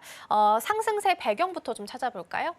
네, 어제 PI가 시간외에서 좀 강세를 보였던 건 이 삼성전기가 애플과 유리기판 공급을 놓고 협의에 들어갔다는 소식 때문입니다. 그런데 이건 공식 발표는 아니고요. 이 한 매체가 단독으로 보도한 내용인데요. 삼성전기가 애플이 준비 중인 AI 서버용 반도체에 들어갈 유리기판을 두고 지금 초기 단계에 공급 논의를 시작한 걸로 전해졌습니다. 애플은 지금 브로드컴이랑 함께 자체 AI 반도체를 개발하고 있잖아요. 이 반도체에 들어갈 고성능 패키징 기술로 유리기판을 유력하게 보고 있는 겁니다. 이런 얘기가 퍼지면서 관련 테마주들이 일제히 움직이는 모습을 보였고요. 그 중심에는 바로 PI가 있었습니다. 네, 그렇다면 PIE에 대해서 연결을 지어본다면 유리기판 관련주로 연결을 좀 지을 수 있을 텐데 이번 이슈랑은 어떻게 연결을 좀 지어보면 좋을까요? 네, 사실 PIE가 직접 유리기판을 만드는 업체는 아닙니다. 하지만 검사 장비랑 이 소프트웨어 기술 쪽에서 꽤 경쟁력이 있는 기업인데요. PIE는 TGV 유리기판 검사 장치라는 분야에서 특허를 가지고 있습니다. 이 TGV라는 건 유리기판 위에 아주 미세한 구멍을 수천 개 뚫는 공정인데 이걸 얼마나 빠르고 정확하게 검사하느냐에 따라서 제품 품질이 크게 달라지기 때문에 정밀한 검사 장비가 꼭 필요합니다. PIE는 이걸 자동으로 체크해주는 AI 기반 검사 장비를 만들고 있고요. 앞으로 유리기판이 본격 상용화되게 된다면 이런 장비 수요도 자연스럽게 늘 수밖에 없습니다. 그래서 시장에서는 PIE를 유리기판 관련 수혜주로 보고 있는 상황입니다. 네, 유리기판에 있어서 가장 중요한 게 TGV 장비입니다. 구멍을 뚫어줄 수 있는 건데 이번에 PIE의 강세도 계속해서 좀 이어질 수 있을까요? 네, 맞습니다. 유리기판의 경우에는 기존 유기소체 기판보다 열애도 훨씬 강하고 또 정밀도도 높아서 AI 반도체나 고성능 칩에 꼭 필요한 기술로 꼽히고 있습니다. 삼성전기는 이미 유리기판 사업에 본격적으로 뛰어든 상태고요. 이르면 다음 달 세종 사업장에서 시제품 생산을 시작할 예정입니다. 그리고 연말에는 미국의 주요 빅테크 고객사들한테도 샘플을 공급할 계획도 세워놓은 상황입니다. 그런데 여기에 앞서 말씀드렸듯이 애플까지 삼성전기 와 유리기판 협의를 진행 중이라는 보도가 나오면서 시장에서는 정말 상용화 흐름이 시작된 거 아니냐 하는 기대감이 커졌고요. 이런 분위기 속에서 관련 기술을 보유한 PIE 같은 기업들의 매수세가 물렸던 겁니다. 물론 아직은 협상 초기 단계이고 보도도 단독 기사로 전해진 내용이기 때문에 조금 더 신중한 접근이 필요하다는 시각도 있습니다. 단기적으로 수급이 몰릴 수는 있겠지만 결국에는 실적이나 혹은 실제 사업 성과로 이어질 수 있는지 그 부분을 계속해서 지켜보는 게 중요하겠습니다. 네, 물론 앞서서 우리 고은 앵커가 설명드린 것처럼 단독 뉴스이기 때문에 좀 주의는 필요합니다. 뉴스 체크가 좀 필요할 테고요. 가장 대표적인 종목이 이제 필옵틱스인데 넥스트레이드 상으로는 필옵틱스도 오늘 4% 넘게 상승불 켜져 있다는 부분도 체크드립니다. 자, 그럼 다음으로는 신규 상장주 키스트론 이야기해 보도록 하겠습니다. 6월 2일에 코스닥에 상장되자마자 공모가보다 훨씬 더 높은 가격으로 출발을 했고요. 상장 첫날의 공모가 대비해서 3배 가까이 뛰기도 했습니다. 어제 애프터마켓에서도 추가적인 상승을 좀 이어갔었죠? 네, 키스트론은 요즘 IPO 시장에서 좀 가장 주목받는 새내기주라고도 꼽힐 수 있겠습니다. 어제 애프터마켓에서도 3.6%의 강세를 보였는데요. 최근 공모 시장 분위기를 보면 흐름이 좀 양극화되고 있다는 걸 살펴볼 수가 있겠습니다. 수천억대 대형 IPO들은 잇따라 상장 철회를 좀 하고 있는 반면에 오히려 공모 규모가 상대적으로 작은 중소형주들은 상장만 하면 좀 흥행에 성공하는 경우들을 쉽게 찾아볼 수가 있었는데요. 키스트론도 바로 그런 흐름을 좀 제대로 탄 케이스라고 설명을 해드릴 수가 있겠습니다. 상장 첫날 공모가 대비해서 2배 이상 오르면서 시작을 했고요. 이후에도 수급이 꾸준히 유입이 되면서 어제 애프터마켓에서도 다시 한번 강세를 이어갔습니다. 네, 새 정부 들어서게 되면서 중소형주 잘 봐야 된다 이런 이야기도 많았는데 그런 부분까지 고려를 해본다면 키스트론에 대한 추가적인 상승을 기대해봐도 좋지 않을까 싶습니다. 사업 성과에 대한 기대감도 주가에 어느 정도는 반영이 된 상태라고 봐야겠죠. 네, 사실 어제 시간에서 나온 상승에는 이 키스트론의 본업에 대해 또 주목하는 그런 흐름이 있었습니다. 최근 키스트론이 글로벌 캐패시터 제조사에게 이 고내열성 전자부품용 와이어를 제안을 했는데요. 1차 평가에서 긍정적인 결과가 나왔고요. 또 지금은 그 회사의 상위 고객사들과 추가 성능 검증 단계에 들어가 있는 상황입니다. 이 와이어가 주로 쓰이는 곳이 바로 자동차 전장 부품인데 극한의 온도 변화나 진동 속에서 버틸 수 있는 내열성과 안정성이 뛰어난 게 특징입니다. 자동차 부품은 특히나 품질 기준이 워낙 까다롭기 때문에 일단 한번 채택이 되면 장기적인 공급 계약으로 이어지는 경우가 많습니다. 그래서 시장에서는 이게 단순한 제안이 아니라 실제 계약으로 이어지는 것 아니냐 하는 기대감이 커지고 있는 상황입니다. 네, 말씀해 주셨던 자동차 부문 외에도 다양한 산업 분야에 진출을 하고 있는 상황이라 사업 포트폴리오가 굉장히 다각화되어 있다는 부분도 장점으로 작용할 수 있지 않을까 싶습니다. 투자자들 입장에서는 이런 부분도 상당히 좀 매력적으로 느껴졌을 것 같긴 해요. 네, 이런 부분도 투자자들 입장에선 좀 매력 포인트로 다가왔을 것 같은데요. 키스트론은 구리와 또 철을 결합한 바이메탈 와이어를 주력으로 해서 전기, 전자나 통신, 그리고 태양광 같은 다양한 산업 분야에 고기능성 부품을 공급하고 있습니다. 심지어는 태양광 발전소를 직접 운영을 하거나 임대 사업도 함께하고 있는데요. 작년 기준으로 매출은 약 690억 원, 영업이익은 59억 원 정도였습니다. 중소형 기업치고는 꽤 탄탄한 실적을 기록한 셈인데 이렇게 기술력을 기반으로 해서 성장 가능성이 큰 산업에 고르게 포진해 있다는 점에서 시장에서는 키스트론을 단기 이슈에 그치는 종목이 아니라 앞으로는 성장을 기대할 수 있는 기술주로 평가하고 있는 분위기입니다. 다만 아직은 상장 초기 단계이기 때문에 변동성도 클 수 있다는 점은 투자 판단 시 염두에 두셔야겠고요. 너무 짧은 시각보다는 조금 더 긴 호흡으로 지켜보는 접근이 필요해 보입니다.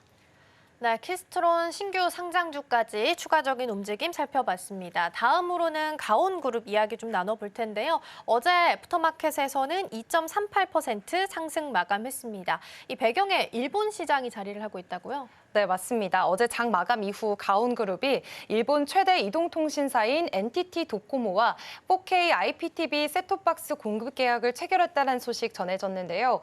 NTT 도코모는 가입자만 9천만 명에 달하는 일본 대표 통신사입니다. 가온그룹은 이번 계약을 통해서 NTT 도코모의 IPTV 서비스에 들어갈 4K 고사양 셋톱박스를 단독으로 납품하게 됐고요. 올해 안에 순차적으로 공급이 시작될 예정입니다. 특히 일본 같은 경우에는 워낙 품질 기준이 까다롭고 소비자 기대치로도 높은 시장으로 알려져 있습니다. 그런 곳에서 대형 고객사에게 좀 제품을 납품하게 됐다는 건 가온그룹의 기술력과 신뢰도가 입증됐다라는 의미로도 해석을 할 수가 있겠고요. 이런 부분이 투자자들 사이에서는 기대감을 키운 걸로 보입니다. 그러게요. 이번 납품 소식이 어떻게 보면 가온그룹한테도 꽤나 중요한 계기가 되지 않았을까 싶은데요. 이번 계약이 어떤 의미를 좀 갖는다라고 해석할 수 있을까요? 네, 사실 이번 계약은 단순히 셋톱박스 하나를 좀 계약을 체결했다라는 차원을 넘어서서 가온그룹이 일본 시장에 본격적으로 진출한다는 신호탄으로 해석이 되고 있습니다. 원래 가온그룹은 AI 기반 솔루션을 중심으로 해서 네트워크 장비나 클라우드, 로봇 같은 다양한 기술 사업을 하고 있는 기업인데요. 일본처럼 한 번 거래를 트면 장기 고객으로 이어질 가능성이 높은 시장에서 발을 들였다는 점에서 좀 그 의미가 크다고 볼 수가 있겠습니다. 특히 이번 NTT 도코모와의 파트너십을 계기로 해서 셋톱박스뿐만 아니라 AI 음성인식이나 스마트홈 연동 기술 같은 가온그룹의 다른 분야로 협업이 확장될 수 있다는 기대감도 함께 작용하고 있습니다. 게다가 일본은 해외 기업들이 진입하기 굉장히 까다로운 시장인데요. 여기서 납품 계약을 체결했다는 건 마치 기술력을 공식 인증받았다 하는 느낌이어서 향후 다른 아시아 시장이나 유럽 진출에도 긍정적인 영향을 줄 수 있다는 평가가 나오고 있습니다. 네, 이번 계약이 일본 시장에 진출하는 교두보 역할이 될 수 있겠다라는 부분 체크해 보시면 좋겠고요. 앞서서 오프닝에서 말씀드렸던 것처럼 체코 원전 최종 계약 소식이 있었습니다. 지금 넥스트레이드 상으로는 9% 넘게 상승불 켜져 있다라는 부분도 함께 챙겨드리도록 하겠습니다. 김고은 앵커와는 여기서 인사 나누겠습니다. 오늘 말씀 고맙습니다. 네, 고맙습니다.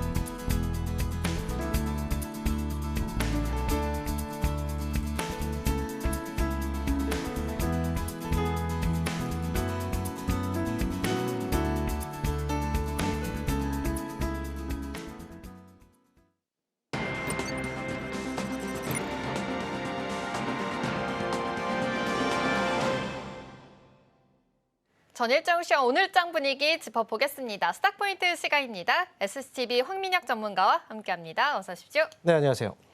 네, 일단 간밤 뉴욕 증시에서는 좀 혼조세 보였습니다. 그래도 엔비디아도 잘 갔고요. 빅테크 기업들이 좀 잘 가면서 필라델피아 반도체 지수 1.3% 상승하는 흐름 가졌습니다. 그런데 어제 우리 시장을 좀 살펴봐야겠죠. 어제 이재명 대통령의 출범 첫날이었습니다. 정치적 리스크가 해소가 되는 첫날이다 보니까 시장은 좀 환호해주는 모습이었는데요. 그중에서도 코스피가 강했습니다. 2,770포인트에 이 안착을 하면서 무엇보다도 눈에 띈 것은 외국인과 기관이 좀 돌아왔다라는 점이 가장 눈에 띄었습니다. 외국인들이 1조 원 넘게 매수 우위를 보인 건데요. 전문가 함께 이야기 잘 나눠보겠습니다. 지금 어제 시장을 보면 사실 또 정치적 리스크가 해소가 되는 첫날이었잖아요. 굉장히 네. 또 시장은 환호해줬고 잘 가는 분위기였습니다. 외국인들도 많이 들어왔어요. 네. 이런 시장의 상승 랠리가 이제부터 본격적으로 시작이다라고 봐도 되는 건지 전문가님은 어떻게 생각하시는지 궁금합니다. 네. 일단 어제 반등 자체가 굉장히 좀 강했거든요. 네. 그래서 아무래도 이제 우리나라의 대통령이 선출이 됐고, 그다음에 또 이제 기대감이 시장의 상승을 좀 크게 이끌었지 않았나라고 생각이 들거든요. 항상 기대감이 좀 과하면 주가의 상승도 크게 나올 수밖에 없어요. 그래서 어제 같은 경우에는 이제 국내 증시가 많이 올랐지만 미국 증시가 간밤에 또 약간의 좀 부진한 모습이 나왔었거든요. 그래서 이 연속성에 대한 부분들은 사실 어제 반등보다는 오늘까지의 추가 반등이 이어지느냐 이 부분을 좀 따져볼 필요가 있습니다. 네. 하지만 이 부분에 대해서 뭐 그동안 증시 부양책에 대한 기대감들이 좀 있었기 때문에 상승에 대한 가능성은 기대감, 앞으로에 대한 기대감도 충분히 가져볼 수 있다라고 생각합니다. 그래도 이 상승 여력에 대해서는 충분히 기대감 가져봐도 좋을 것 같다라고 말씀해 주셨는데요. 오늘 지금 예측가가 코스피가 1.1% 상승하면서 2,800포인트를 돌파한 모습으로 출발할 것을 예측하고 있고요. 코스닥도 좋습니다. 0.3% 상승 출발 예측하고 있습니다. 그렇다면 장 전에 좀 이슈들을 체크해 봐야겠죠. 어제 장 마감하고 좋은 소식이 들려왔습니다. 드디어 이 체코 원전 계약을 수주를 따냈다라는 겁니다. 16년 만에 정말 쾌거를 이뤘고 지금 많은 시청자분들께서 좀 원했던 이슈가 드디어 성사가 된 건데 지금 두산 엔러빌리티도 7% 강세 흐름 보일 것으로 지금 예측하고 있는데 원전주들 이제 본격적인 랠리 시작으로 보시는 건가요?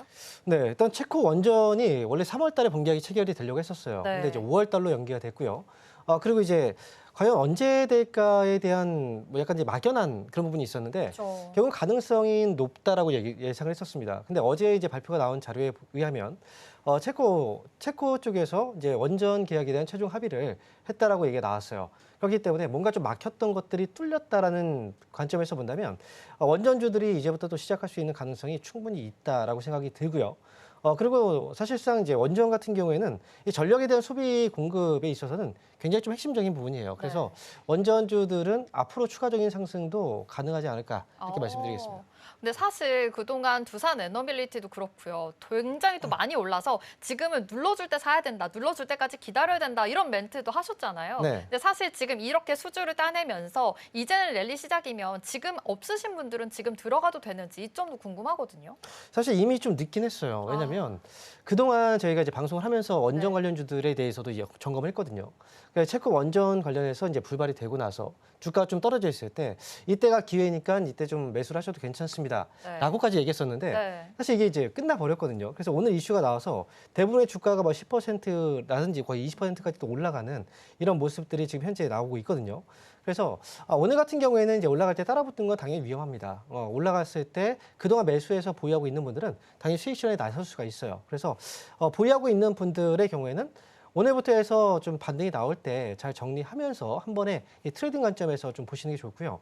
만약에 지금 없다 하시는 분들은 분명히 또 많이 올라가면 그다음에 또 조정이 들어올 거거든요. 네. 근데 그 조정이 언제 어느 가격까지 나올지는 사실은 지금 가격보다는 좀 높을 것 같아요. 그래서 조정이 확실하게 들어오고 나서 그다음에 기회가 온다면 또다시 이제 그때 접근해 보시는 것도 좋을 것 같습니다.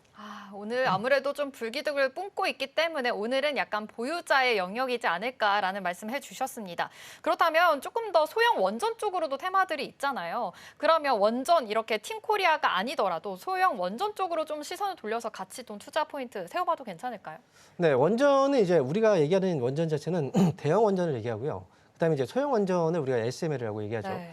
그래서 사실 관련주들을 보면은 대부분 이제 비슷한 종목들이에요. 왜냐하면 기술력 자체가 똑같기 때문에. 그래서 이 소형 원전과 대형 원전 자체를 너무 구분지어서 볼 필요는 없을 것 같고요. 이 원전 자체에 대한 어떤 앞으로 기대감이라든지 그리고 또 대형 원전이 아니라 소형 원전 쪽 같은 경우에는 이제 선진국형 원전이라고 보죠. 그리고 이제 일반 원전 같은 경우에는 개도국이라든지 뭐 그쪽에서의 원전인데 전반적인 원전에 대한 그 소비가 늘어날 것으로 예상이 되고 있기 때문에 사실 뭐 대형 원전과 소형 원전을 굳이 구분을 지을 필요 없고요. 거의 대부분 다 비슷한 이 종목들이기 때문에 그래서 원전 관련주들에 대해서는 앞으로도 계속해서 관심을 가지셔야 된다. 이렇게 말씀드리겠습니다. 네, 좋습니다. 그래도 원전 쪽으로는 계속해서 관심 가지시는 게 좋을 것 같다라고 말씀해 주셨는데요.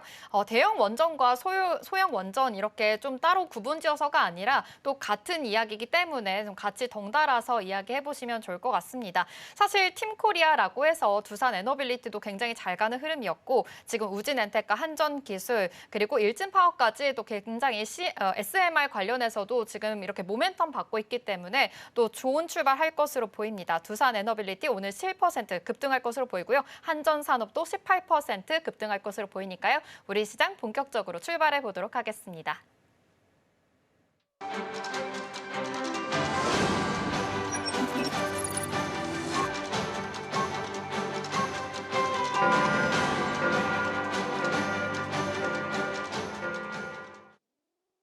(6월 5일) 목요일 우리 시장 문 힘차게 열었습니다. 간밤 뉴욕 증시는 혼조로 장을 마감했습니다. 그리고 어제 국내는 새 정부 출범과 함께 그리고 국내 증시에 대한 부양에 대한 기대감이 커지게 되면서 장중에 허니문 랠리를 이어갔는데요. 특히 대형주들이 초강세를 보였고요. 그리고 하락 종목을 찾기 어려울 정도로 수급이 강하게 들어와 줬습니다. 코스피는 2,700선을 가뿐히 뛰어넘는 강세로 2%가 넘는 빨간불을 켜냈습니다. 그리고 코스닥은 일부 제약바이오 주들이 좀 발목을 잡긴 했지만 그래도 1% 넘게 오르면서 어제 양시장 모두 빨간불 나란히 들어오는 모습을 보여주기도 했었는데요. 오늘도 과연 새 정부 모멘텀을 이어갈 수 있을지 좀 끝까지 지켜봐야겠습니다. 그렇다면 오늘 개장 분위기 이어서 살펴보시죠. 네, 현재 코스피와 코스닥 양시장 모두 상승 출발하고 있습니다. 코스피는 0.7% 상승하면서 2,789선 지나가고 있고요. 코스닥은 0.15% 상승하면서 751선 지나가고 있습니다. 그렇다면 이어서 시총 상위주들의 움직임 체크해 보도록 하겠습니다. 먼저 코스피 시장인데요. 오늘 삼성전자와 SK하이닉스만 현재 지금 빨간불 켜내고 있는 상황입니다. 삼성전자는 0.35%가량 상승하면서 58,000원 선 터치를 했고요. SK하이닉스는 2.76% 상승하면서 22만 원 선을 가뿐히 넘긴 모습도 보여지고 있습니다. 삼성전자의 경우에는 다음 달에 갤럭시 Z 폴드 7이 출시가 될 예정이라고 합니다. 그리고 SK하이닉스의 경우에는 어제 엔비디아의 모멘텀 그리고 디램 점유율 1위라는 이 대내외 모멘텀들이 작용을 하면서 강세를 보였었는데요. 오늘 시장 안에서도 지금 3% 가까운 강세를 나타내고 있습니다. 또 현재 차세대 HBM4 시장에서 이 시장을 두고 SK하이닉스와 삼성전자 그리고 미국의 마이크론까지 지금 3강 구도를 형성하고 있는 중입니다. 그렇기 때문에 누가 시장 주도권을 가져갈지에도 좀 관심이 쏠리고 있는 상황이라는 점 한번 체크를 해보시면 좋겠고요. 그리고 조금은 악재로 여겨질 만한 소식도 들어왔습니다. 미국 상무부가 바이든 행정부 시절에 이 반도체 보조금 계약 중의 일부가 과도하다라고 언급을 하면서 재협상에 나섰다라는 소식인데요. 이번 재검토로 인해서 이 반도체 투탑은 좀 보조금이 줄어들 것으로 예상이 되고 있는 상황입니다. 이 점도 체크를 해보시면 좋겠고요. 다음으로 삼성바이오로직스 살펴보겠습니다. 삼성바이오로직스 오늘은 0.4%가량 빠지면서 쉬어가는 흐름이 포착되고 있습니다. 다음으로 LG에너지솔루션인데요.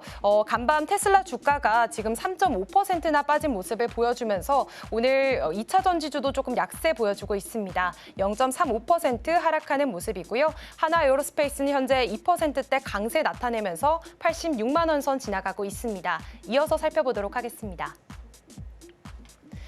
네, HD 현대중공업 5% 오늘 좀 강한 매수세가 몰리고 있는 모습 포착이 되고 있습니다. 45만 3천 원 선 지나가고 있는 상황이고요. KB금융은 현재 시총 5위와 6위를 왔다 갔다 하고 있는 모습입니다. 오늘은 1.2%가량 빠지는 모습으로 장을 출발하고 있는데요. 사실 이 코스피 5천 시대에 대한 기대감 때문에 월요일에 차익 실현을 딛고 어제장에서는 좀 강한 매수세가 모였습니다. 하지만 오늘 같은 경우에는 다시 한번 차익 실현을 막고 있는 모습 보여지고 있습니다.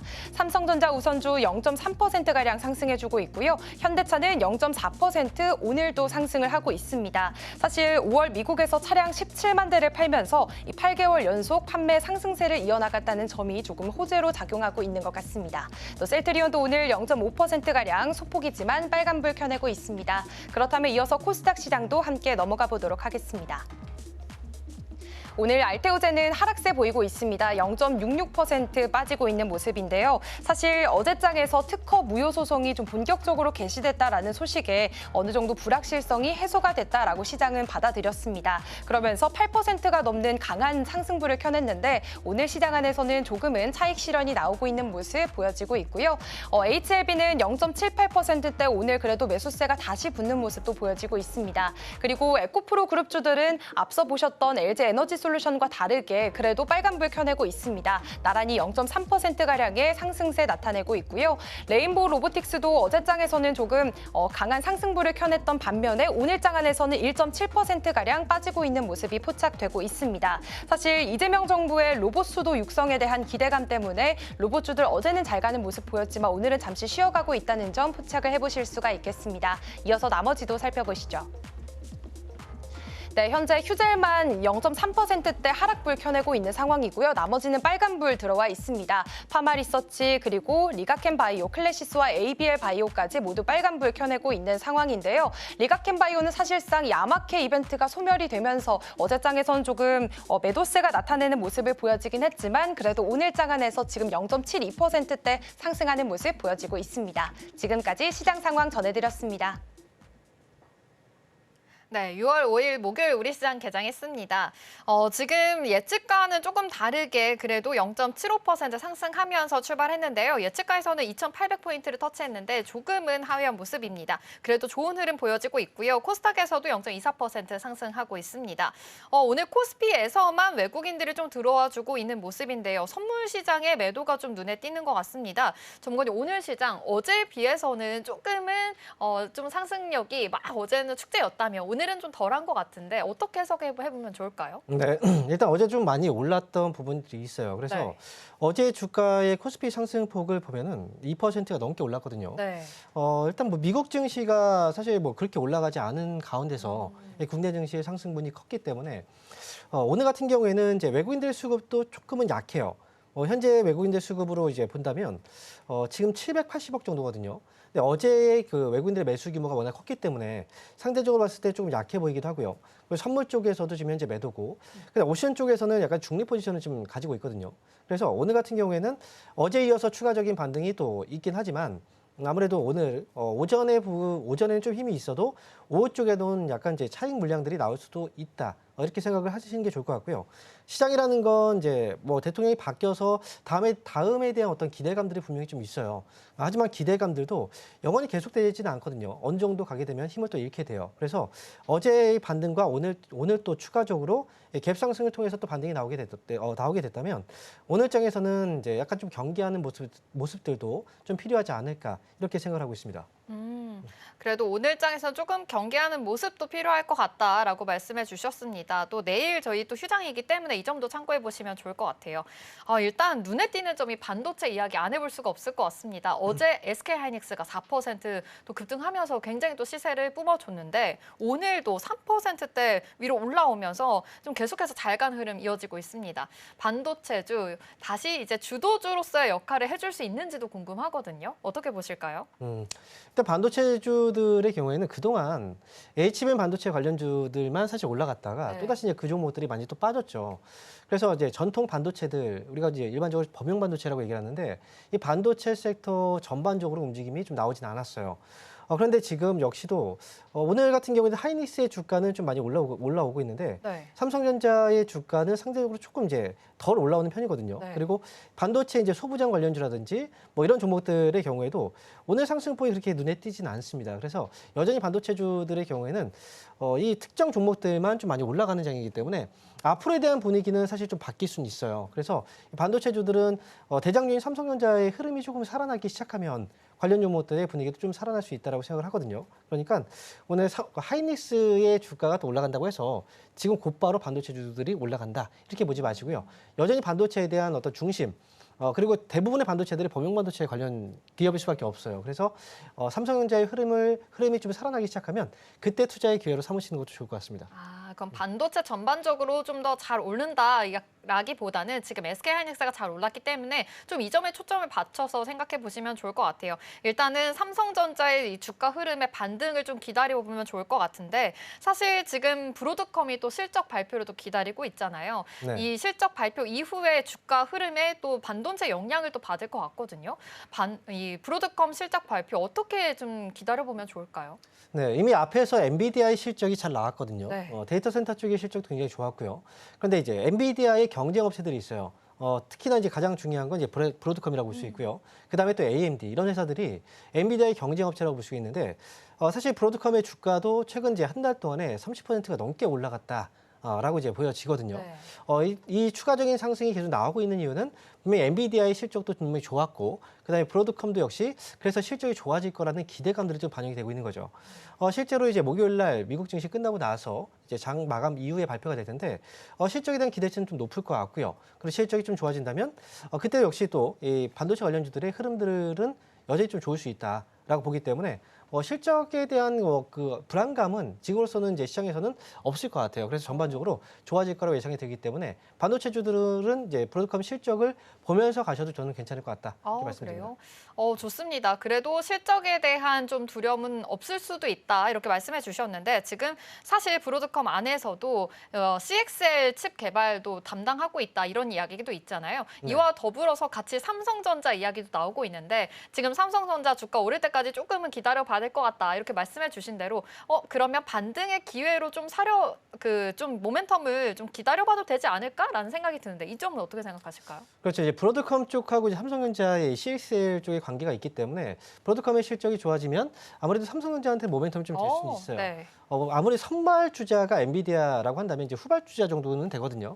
삼성전자의 경우에도 하이닉스가 HBM 쪽에서의 먼저 선두 주자라고 한다면 사실 그 밑에 바로 이 기술력은 거의 동등한 수준이긴 해요. 그래서 삼성전자의 경우에도 앞으로 시장 확대에 대한 기대감도 분명히 있을 거라고 볼 수가 있습니다.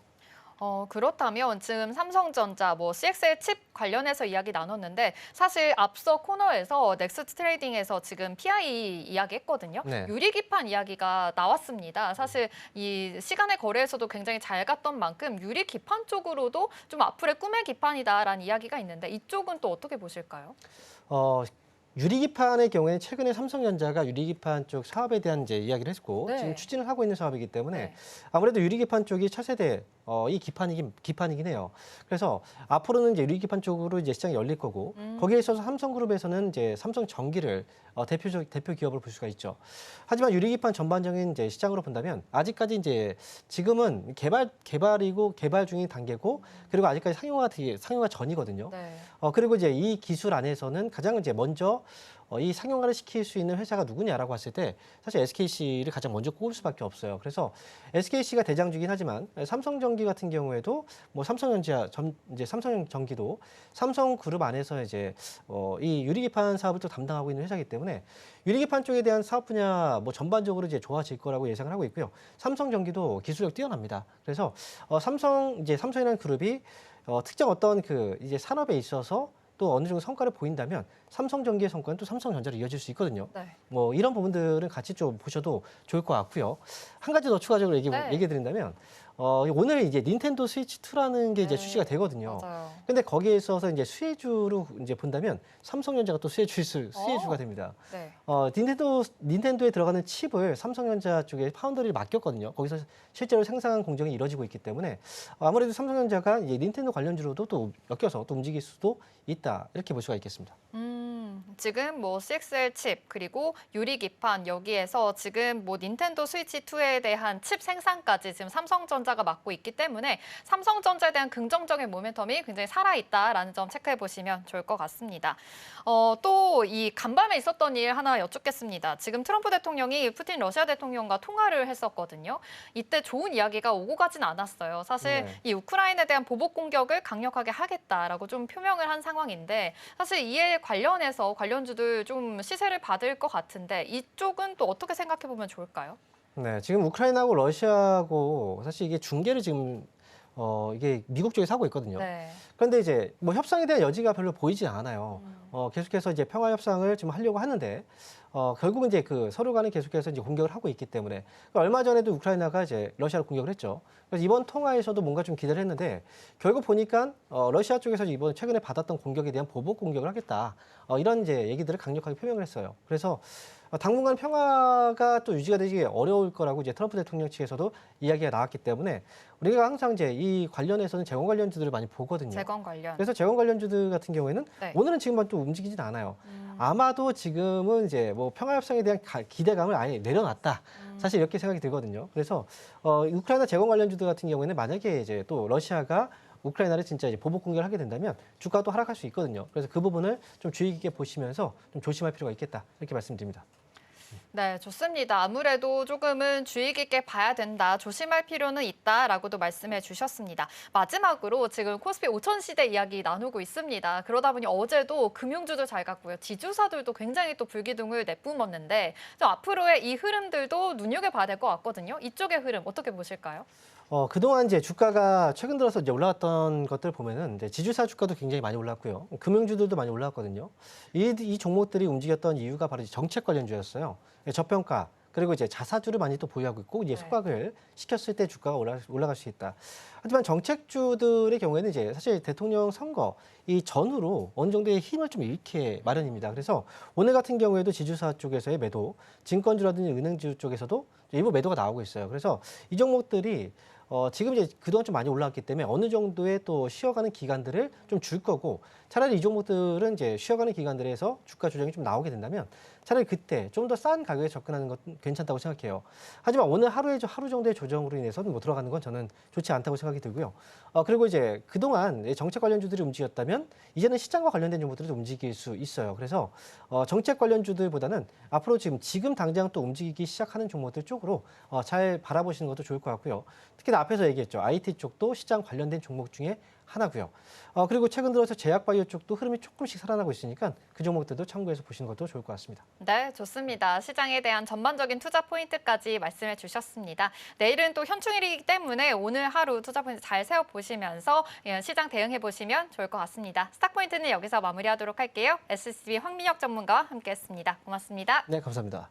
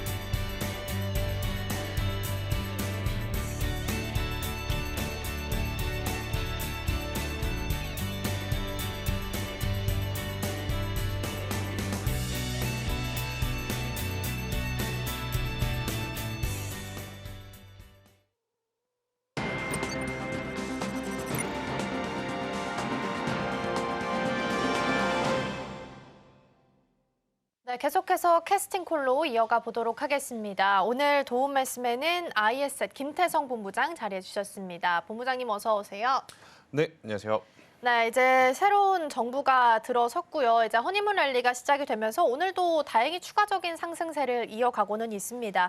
코스피가 어느덧 2,794선까지 강보합 수준 올라와 있고요. 오늘 외국인 투자자가 현물 쪽 코스피에서는 좀 들어오고 있는데 선물 쪽에서는 매도 포지션 찍혀 있긴 합니다. 일단 전반적인 개장 분위기는 어떻게 해석을 좀 해보면 좋을까요? 네, 일단 뭐 완벽하게 수급이 지금 강하다라고 볼 수는 없지만 결국 이제 우리나라 신정부의 출범 그리고 이제 이번 주 우리나라 휴장일을 앞둔 그 사이에 미국 증시가 굉장히 또 강하게 올라온 모습들이 반영이 되면서 원전주와 이제 뭐 AI 소프트웨어, 그러니까 정치와 정책 그리고 글로벌 신규 수주에 대한 이야기들이 나오는 쪽으로 수급이 조금 쏠리고 있다, 이렇게 좀 보시면 될 것 같고요.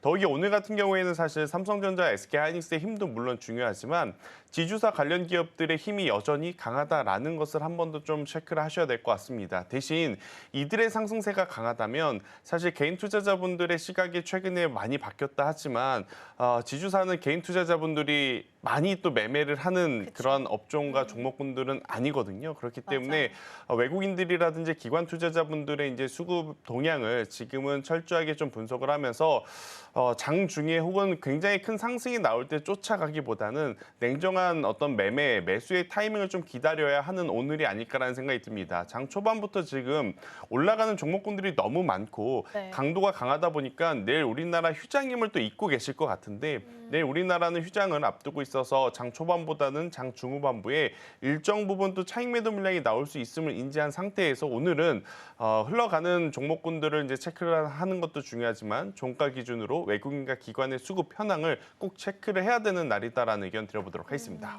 그렇군요. 일단 시작은 기분이 좋게 출발은 했지만 아무래도 이제 휴장을 앞두고 있는 상황이다 보니까 오늘 장 중 후반쯤 됐을 때는 또 차익 물량이 나올 수 있다라는 부분도 염두하고 출발을 좀 준비해 봐야 될 것 같습니다. 앞서서 이제 지주사 이야기 해주셨는데 지주사랑 잘 갔던 쪽이 증권 쪽이거든요. 네. 근데 증권주는 사실 오늘 분위기는 좀 반반인 것 같아요. 오르는 종목도 있고 또 대표적인 종목들 내리는 종목들도 있는 상황입니다. 이재명 대통령이 코스피 5,000p 이야기를 한 상황이긴 한데 네. 상법 개정안도 그렇고 이 과정도 상당히 지난할 수밖에 없을 것 같아요. 그래서 원래 이제 소문에 사서 뉴스에 팔라고 했잖아요. 그럼 지금 뉴스가 나왔으니까 한 번은 끊어가야 되는 자리가 됐다. 저는 충분히 끊어가도 괜찮다라는 생각이 듭니다. 이게 저희들의 욕심이야. 한 번에 5,000포인트 가면 너무 좋죠. 너무나 좋죠.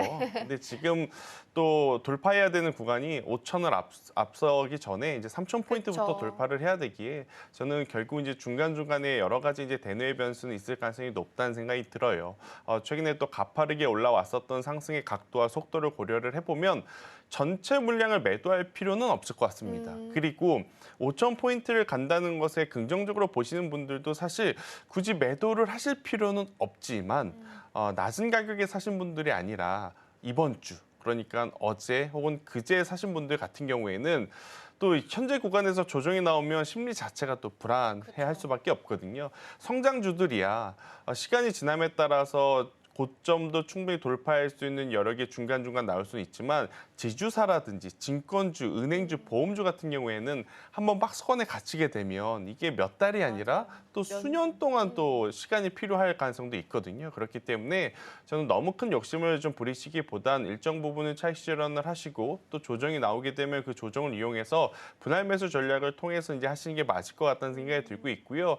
어찌되었든 신정부가 출발을 했고 좋든 싫든 지금 이제 우리가 그 부분을 감안하고 포트를 좀 꾸려야 된다라고 하면 저는 전체 포트의 증권주 그리고 혹은 보험주 같은 경우에는 전체 100% 비중 중에 네. 10에서 15% 정도는 저는 꼭 담아보시는 게 괜찮다. 이들은 단순히 주가의 변동성, 등락률을 좀 기대를 하는 것보다도 주가의 등락률 플러스 배당에 대한 기대감을 가지고 좀 볼 수 있기 때문에 저는 전체 포트에서 10에서 15% 정도는 이쪽에 대한 관심도를 높여가는 게 지금은 더 현실적으로 맞는 전략일 수 있고 대신에 이제 타이밍 상으로는 네. 지금은 공격적인 매수의 타이밍이라기보다는 일정 부분 수익을 챙겨주시는 것이 더 좋지 않겠나라는 의견 드려보도록 하겠습니다. 그러면 끊어가는 게 일단은 맞다는 말씀을 좀 주신 것 같고 네. 증권 보험주는 10에서 15% 정도 포트 안에 비중은 좀 둬야 된다라는 말씀 주셨습니다. 네.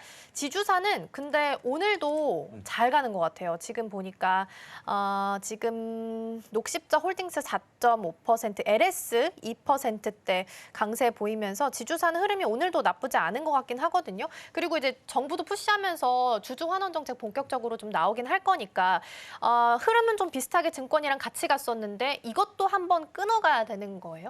이거는 지주사라는 건 뭐냐면 계열사들의 어떻게 보면 큰 형, 그쵸. 우두머리 이렇게 좀 보시면 되는데 계열사들이 돈을 잘 버는 기업들은 저는 계속 좀 보셔야 된다라는 관점이에요. 일단 끊어가냐 말 것이냐에 대한 이야기를 하기 전에 네. 일단 저는 계열사들이 돈 잘 버는 기업들은 계속 봐도 괜찮다 의견. 그런데 계열사가 여전히 돈을 벌지 못함에도 불구하고 지주사라는 이유 때문에 올라가는 기업들은 저는 조심해야 된다라는 이야기를 드리고 싶어요. 네. 왜 그러냐면 지금 이제 신정부가 출범을 하면서 주주 환원 정책에 대한 이야기 그리고 플러스 상법 개정에 대한 이야기가 나오잖아요. 네. 이거인즉 주주들에게 주주 친화적인 정책을 펼치겠다라는 겁니다. 역설적으로 기업에게는 규제의 강화를 또 뜻하거든요. 그러면 규제의 강화가 진행이 되게 되면 이들이 사실 돈이 없을 때 가장 먼저 하는 이슈가 뭐였냐? 바로 유상증자입니다. 그러면 기업들 입장에서 유상증자 하려면 하루라도 빨리 지금 해야 추후에 말이 안 나올 수 있는 그러한 상황이거든요. 그래서 여러분들이 지주사를 보실 때 무조건 덜 올랐기 때문에 이것도 이제 지주사니까 같이 올라갈 거야라는 투자의 포인트를 잡으시는 것보다 계열사들이 돈을 잘 벌고 있는지 없는지를 좀 확인할 필요는 있을 것 같아요. 지금 최근에 계열사들이 돈을 네. 못 버는 지주사 같은 경우에는 이참에 유상증자를 좀 빠르게 하고 가겠다라고 생각을 하는 기업들도 있을 수 있기에 저는 이 부분을 꼭 체크를 하셔야 될 것 같고 대표적으로 2차 전지 주들도 한번 최근 흐름을 보면 삼성 SDI와 포스코 퓨처엠이 벌써 유상증자 이슈가 지나갔죠. 네. 그때 당시만 하더라도 제일 최악의 어떤 기업군 그리고 정말 투자자들에게 신뢰를 다 깎아먹은 기업들로 보였지만 최근 반등력을 보면 삼성 SDI와 포스코 퓨처엠 쪽으로의 수급이 오히려 더 좋은 모습들이 좀 나타나고 있거든요. 그래서 시장은 가장 싫어하는 것이 불확실성이기 때문에 네. 아무리 지주사에 대한 시선이 굉장히 좋아졌다 하더라도 계열사가 돈을 벌지 못하는 지주사들은 조금은 피하시는 게 맞지 않겠는가라는 의견을 조심스럽게 드려보도록 하겠습니다. 그러네요. 상법 개정이 워낙 또 주주들을 보호하는 쪽의 뉘앙스이다 보니까 오히려 유증 위험이 좀 낮은 돈 잘 벌고 있는 자회사를 그렇죠. 가지고 있는 계열사 쪽으로 지주사 쪽으로 좀 봐야 된다라는 말씀을 주셨습니다.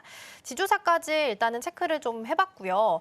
어제 하한가를 맞아서 아마 고민 많이 하고 계실 것 같은 종목 체크해 볼게요. 펩트론이고요. 일라이릴리랑 기술평가 계약 체결 중이었는데 일라이릴리가 다른 기업과 계약을 맺었다라는 소식 속에 어제 하한가를 보였습니다. 물론 펩트론 쪽에서는 우리 기술이랑 다른 쪽이다라고 이야기를 하긴 했습니다만 계속 어제 개파락해서 떨어졌고요. 다행히 오늘은 그래도 강보합 차트로도 양봉 그려져 있긴 해요. 그래서 보유하고 계신 분들의 전략도 궁금하고요. 만약에 비만 치료제 시장이 커진다라는 걸 감안했을 때 지금이 기회일 수도 있을까요?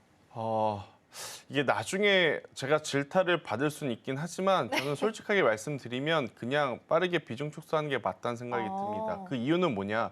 펩트론에 대해서 우리가 좋게 이야기를 했지만 한켠에 불편함이 계속 있었던 건 기술 수출할 겁니다. 될 겁니다. 이제 거의 다 왔습니다. 결국 마침표를 찍지 못했고 그리고 하한가가 나오기 직전에 주가의 위치가 너무나 안 좋았습니다. 역사적인 신고가 구간에서. 맞아요. 최근에 조정이 있었다면 많은 투자자분들이 고려를 해볼 수도 있었을 시간이 있었는데 공교롭게도 5월 중순부터 5월 말까지 마치 뭔가가 진행이 되는 것처럼 느낄 정도로 상승세가 가팔랐다가 대응하지 못할 정도로 또 빠르게 지금 개파락이 나온 맞아요. 그러한 상황이라서 저는 흔히 개인 투자자분들이 하한가 따라잡기라고 하잖아요. 그런 어떤 단기 수급은 지금 들어올 수는 있지만 중장기적으로 신뢰의 회복은 조금은 더 지켜보는 게 맞다라는 생각이 듭니다.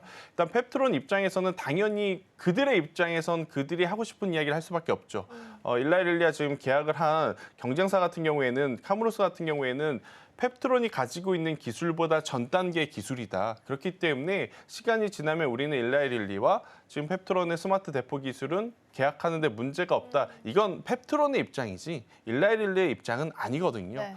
만약 정말로 비만 당뇨 시장에 이 펩트론이 가지고 있는 기술이 정말 키워드로 떠오르게 된다면 저는 그걸 확인을 하고 들어가도 그때부터 10배건은 충분히 나올 가능성이 높다는 생각이 들어요. 그래서 지금의 위치에서 너무 공격적으로 비중을 추가하시면서까지 평단을 관리하실 필요는 없고 저는 비중 축소 의견을 조심스럽게 드려보도록 하겠습니다. 그리고 네. 지금 시장 지수가 너무 안 좋아서 봐야 될 게 이 비만 당뇨만 있다면 어쩔 수 없이 끌고 가야 되겠지만 펩트론 그리고 이 비만 당뇨를 좀 제외하고 여러분들이 다른 섹터를 한번 보시면 지금 매수할 만한 업종이라든지 기업도 많죠. 너무 많거든요. 그러니까 조금은 속상하시겠지만 지금은 빠른 판단이 어느 정도는 필요하다라는 의견 드려보도록 하겠습니다. 그렇군요. 펩트론에 대해서는 일단은 비중 축소 의견을 좀 주셨습니다. 차트상으로는 양봉이긴 합니다만 그래도 반등이 조금이라도 나왔을 때는 비중을 좀 줄이고 나와야 된다라는 말씀 주셨으니까 참고해 보시면 좋겠습니다. 이 외에도 사실 시장에 볼 만한 쪽들이 많이 있다라는 말씀 주셨으니까 어떤 쪽이 있을지도 이어서 체크해 보겠습니다.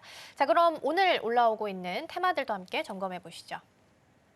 오늘 첫 번째 테마로는 반도체 자리하고 있습니다. 오늘 반도체 투톱의 흐름이 굉장히 좋네요. SK 하이닉스가 어제도 강한 상승세를 좀 보였었는데 추가적으로 4% 넘게 상승하고 있고요. 삼성전자도 강보합 정도는 유지를 해주고 있는 상황입니다. 더불어서 이재명 대통령의 1호 공약이 AI 쪽이었고 AI 하면 또 빼놓을 수 없는 게 반도체 쪽이고요. 오늘은 또 유리기판도 사실 개장하고 나서도 좀 강세를 보이는 테마 중에 하나로 자리매김하고 있습니다. 아무래도 이제 삼성전기가 애플 쪽에 글라스 기판을 납품하는 거에 대해서 논의하고 있다라는 단독 뉴스 기사가 나오게 됐고요. 그래서 시간 외에서부터 움직임이 좀 보였었는데 오늘 추가적인 상승 이어가고 있습니다. 두 번째 열어볼까요? 두 번째는 원전입니다. 이쪽도 빼놓을 수가 없죠. 체코 원전 관련해서 최종 계약 소식이 어제 오후 6시쯤에 보도가 됐습니다. 그러면서 오후 6시를 기점으로 해서 특히나 두산 에너빌리티의 주가 강세가 나타나고 있는 상황인데 전략들 다시 한번 점검해 보겠고요. 마지막 열어보겠습니다. 마지막 같은 경우에는 사실 유리기판이랑 보험 고민을 좀 했었는데 2차 전지를 넣었습니다. 바닥을 찍고 돌아서는 거에 대해서 어떤 전략을 좀 세우면 좋을지 고민을 좀 해보면 좋을 것 같아서 넣었고요. 일단 내일이 휴장임에도 불구하고 LG 에너지 솔루션 그리고 에코프로 그룹주도 전반적으로 좀 강세를 보이고 있어서 휴장 앞두고도 이렇게 플러스콘이 켜져 있는 거에 대해서 의미를 둘 수 있을지 시간이 허락된다면 여기까지 점검을 좀 해보도록 하겠습니다. 자, 일단 세 가지 테마를 먼저 열어봤습니다. 본부장님 어느 쪽부터 전략을 점검해 볼까요? 오늘 아침에 가장 좀 궁금해하실 부분은 원전 그쵸. 지금이라도 사야 되느냐 아니면 여기서 기다려야 되느냐일 것 같은데 네. 결과부터 말씀드리면 두산 에너빌리티와 BHI는 지금 기다리는 구간이 맞다라고 생각이 들고 있고 네. 대신에 한전 기술이라든지 한전 KPS 같은 경우에는 저는 오늘부터라도 저는 종가 기준으로 분할 매수해도 괜찮지 않겠나라는 생각이 듭니다. 그 네. 이유는 뭐냐면 최근에 상승력에 좀 차이가 있는 거죠. 두산 에너빌리티, BHI는 가스터빈이라고 하는 플러스 알파 제품에 대한 신규 맞아요. 수주가 너무나 높았기 때문에 다른 원전주들보다도 굉장히 빠르게 올라간. 이게 빠르게 올라가다 보면 투자자분들이 또 최근 많이 또 신경 쓰는 게 밸류가 높냐, 밸류가 낮냐 이 부분을 많이 궁금해 하시더라고요. 밸류적으로 아직은 높진 않습니다. 하지만 너무나 가파르게 올라왔던 부분에 따른 속도 조절이 필요하기에 네. 밸류적으로 그나마 조금 안정적으로 보여지는 저는 한전 KPS가 더 편안하게 매수를 할 수 있는 구간이 아닌가.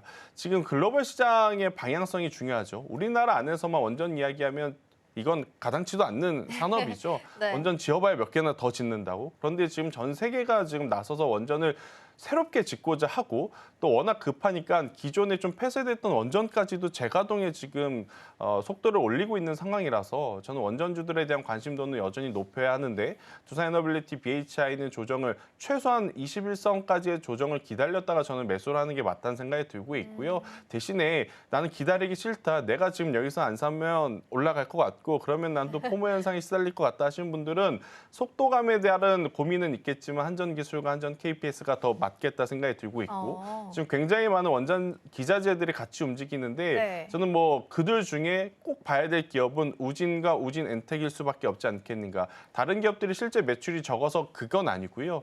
우진과 우진 엔텍 같은 경우에는 이제 보수에 조금 더 특화되어 있는 기업입니다. 우리나라도 지금 신한울 원전 재가동이라든지 계속 이제 보수라든지 이런 부분들이 매출이 나타나고 있는 상황이거든요. 그래서 기자재 쪽으로 압축을 해본다면 저는 우진과 우진 엔텍 쪽까지 한번 보시는 게 맞지 않겠나라는 생각이 들고 있고 그리고 한 가지 더 좀 고민을 해보면 네. 만약 우리나라 원전보다 지금 미국 쪽에서 불러오는 원전에 대한 기대감을 좀 갖고 계시는 분들은 컨설레이션 에너지라는 기업 기억하실 거예요. 이 기업이 속해 있는 ETF가 있습니다. 이제 코덱스 미국 AI 원자력 핵심 인프라 이걸 쳐보시면 코덱 ETF가 하나 있는데 여기에는 콘스텔레이션 에너지도 있고 G 베르노바도 있고 그렇기 때문에 이런 부분에 대한 어떤 체크도 지금은 필요할 때다라는 의견 드려보도록 하겠습니다. 네, 일단 원전부터 체크를 해봤는데 가장 대표적인 종목인 두산에너빌리티 BHI는 조금 기다려야 된다라는 말씀을 주셨습니다. 다만 이제 오늘 차트로 봤을 때는 두산에너빌리티가 지금 꽉 찬 음봉이고요. BHI는 아랫꼬리가 살짝 달렸지만 마찬가지로 길게 또 음봉이 그려져 있기 때문에 일단은 조정이 좀 나올 때까지 기다려 보시는 게 좋지 않을까 싶습니다. 근데 원전을 놓고 봤을 때 네. 국내 정책으로 보면은 살짝 좀 제한적일 것 같은 느낌이 들어요. 왜냐하면 신재성이 조금 더 각광받고 있으니까요. 근데 이제 국외로 넘어가서 본다면 탈원전 정책들을 다 국가마다 폐기하고 있는 분위기란 말이죠. 그래서 국내랑 국외의 분위기가 우리나라 기준으로 봤을 때 좀 살짝 달라서 단기적으로 봤을 때는 베팅의 영역으로 좀 해석할 수도 있을까요? 일단 우리나라의 어떤 시장의 특성상 이런 뉴스의 뉘앙스에 조금 더 민감하게 반응을 하는 것 같아요. 그러니까 덜 중요하고 안 좋다가 아니라 이것도 물론 중요한데 같이 커져 나가는 게 지금 필요하다라고 이야기하는 그 내부적인 속내를 여러분들이 잘 체크를 해야 되는 게 뭐냐면 지금 원전 필요하다 그래서 네. 당장 원자력 에너지를 얻을 수는 없습니다. 그렇죠. 미국도 지금 뉴스케일 파워, SMR 여러분들 생각하시기에는 굉장히 많은 돈을 갑작스럽게 벌기 시작한 것처럼 느껴지나 여전히 돈을 못 벌고 있습니다. 결국 이제 콘스텔레이션 에너지처럼 기존의 에너지 기업들이 지금 돈을 잘 벌고 있는 상황이거든요. 그건 네. 뭐냐면 지금 원전 할 것 없이 원전 태양광 풍력 할 것 없이 우리나라도 마찬가지고 미국도 마찬가지고 유럽도 마찬가지고 AI와 데이터 센터 산업에서 뒤처지지 않으려면 다 긁어 모아야 되는 지금 입장이라는 거죠. 그래서 누구 하나가 더 중요하고 누구 하나가 상대적으로 덜 떨어진다 이렇게 생각하실 필요는 없을 것 같고 저는 골고루 좀 보시는 게 맞을 것 같다. 제가 그래서 콘스텔레이션 에너지를 오늘 강조드리는 부분은 네. 이 기업은 원전에만 특화되어 있는 기업이 아니라 전체 매출에서 육각형이라고 하죠. 풍력도 가지고 있고 태양광도 가지고 있고 최근에 캘파인이라고 하는 천연가스 기업을 인수를 하면서 LPG, LNG 천연가스 파이프라인까지 확보한 기업이거든요. 그 기업이 지금 포함되어 있는 ETF가 우리나라 상품으로는 종목 코드 번호가 487230번이에요. 그러니까 코덱스 미국 AI 전력 핵심 인프라라는 ETF가 있는데 네. 이쪽까지 한번 바라보시는 것도 투자의 어떤 시선이라든지 시야를 좀 넓히시는 데 저는 도움이 될 것 같다는 의견 드리겠습니다. 그렇게 본다면 뭐가 덜 중요하고 더 중요하다가 아니라 전반적으로 중요하다라는 부분으로 해석을 좀 할 수 있을 것 같네요. 그러면 이번에는 좀 시선을 옮겨서 반도체 쪽으로 가보도록 할게요. SK 하이닉스가 추가적인 상승을 이어가면서 오늘도 22만 8,500원이 오늘 고점이네요. 아랫골이 달리면서 지금 양봉으로 그림 그려져 있는 상황인데요.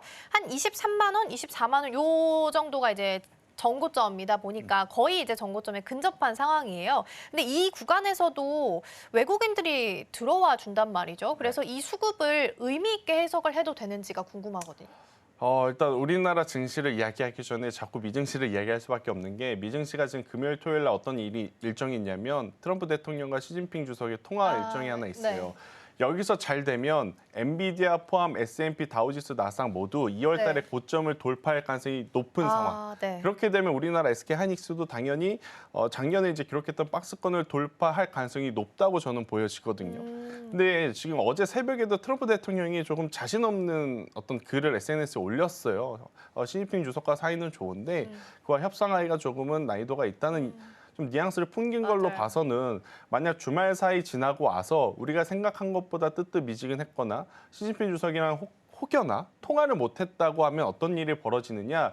통화하겠다는 걸 발표한 건 트럼프가 직접 발표한 게 아니라 백악관에서 공식적으로 발표를 했습니다. 그럼 백악관의 발표에 대한 신뢰도까지 네. 떨어지는 상황이고 간밤에 미증시가 두 가지의 어떤 뉴스가 혼재됐었죠. 긍정적인 부분은 금리 인하에 대한 부분. 그런데 악재는 뭐냐면 지표를 봤더니 그렇죠. 경기가 그렇게까지 썩 지금 좋은 상황이 아니다라는 거죠. 그래서 만약 이번 주 금요일, 토요일 날 미국과 중국이 마지막 끈을 좀 잘 묶어주면 저는 SK하이닉스도 마찬가지고 삼성전자도 마찬가지고 우리나라 지수도 큰 탈 없이 다음 주까지 또 추가적인 상승세를 기대해 볼 만하나 만약에 주말에 우리가 좀 예측하지 못했던 약간의 강한 워딩이 나오게 된다면 네.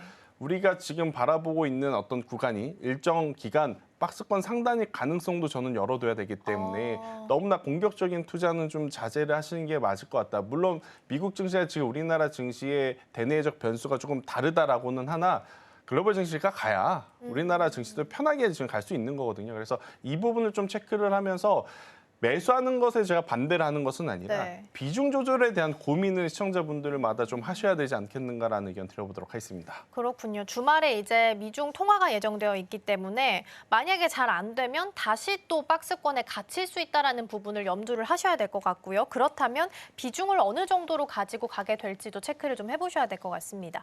일단 SK하이닉스랑 삼성전자는 주말에 나오는 이슈를 좀 체크해보면서 주가 추이는 다음 주 월요일에 보시면 좋을 것 같고요. 하드웨어 봤으니까 잠깐 짧게 소프트웨어 쪽도 보도록 할게요. 솔트룩스 그리고 코난테크놀로지 같은 경우는 전고를 뚫었어요. 그런데 아직 전고를 못 뚫은 종목들도 좀 남아있긴 할 텐데 그런 종목들 중에서 볼만한 종목이 좀 있는지 그리고 그 종목들은 아직 소프트웨어 쪽에서는 기회가 남아있는지도 좀 궁금하거든요.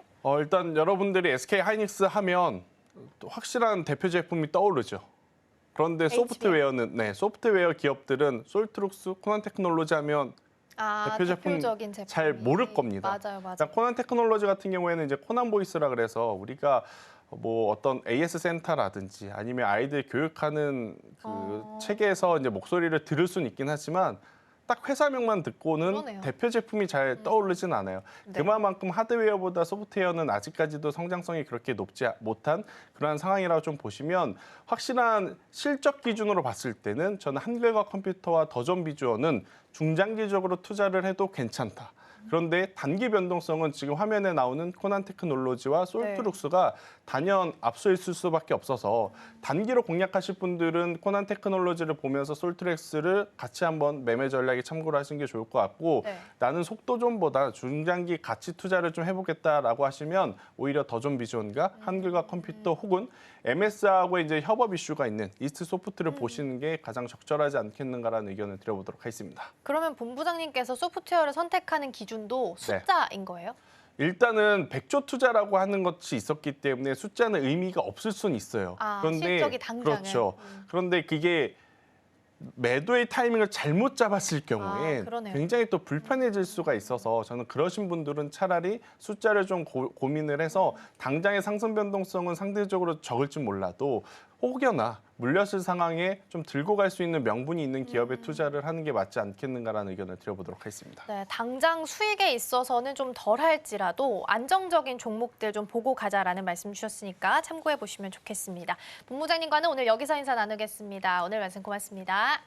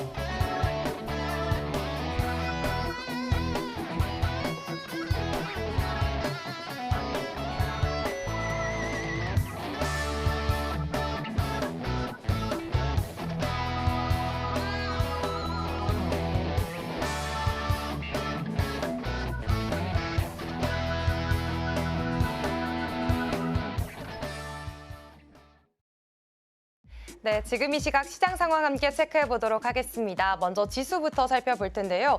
간밤 뉴욕 증시는 혼조세를 보였습니다. 그리고 오늘 우리 국내 증시도 어제와 비교했을 때는 오늘은 조금 쉬어가는 흐름이 포착이 되고 있습니다. 어제와 다르게 조금 힘이 빠진 모습이 보여지고 있는데요. 또 내일 휴장을 앞두고 있는 만큼 투자자들은 약간 조심스러운 움직임을 나타내고 있습니다. 그래도 양시장 오늘 강보합권의 흐름에서 잘 지나가고 있습니다. 코스피는 0.98% 상승하면서 2,797선 선 지나가고 있고요. 코스닥의 경우에는 0.73% 오르면서 755포인트 선 지나가고 있습니다. 그렇다면 수급 상황도 함께 체크해 보시죠. 먼저 코스피 시장에서의 수급 상황입니다. 현재 코스피에서는 외국인만 매수 우위를 보여주고 있습니다. 2,700억 원 넘게 사들이고 있고요. 개인과 기관은 물량을 좀 던지는 모습이 포착이 되고 있습니다. 그렇다면 이어서 코스닥 시장도 수급 상황 체크해 보겠습니다.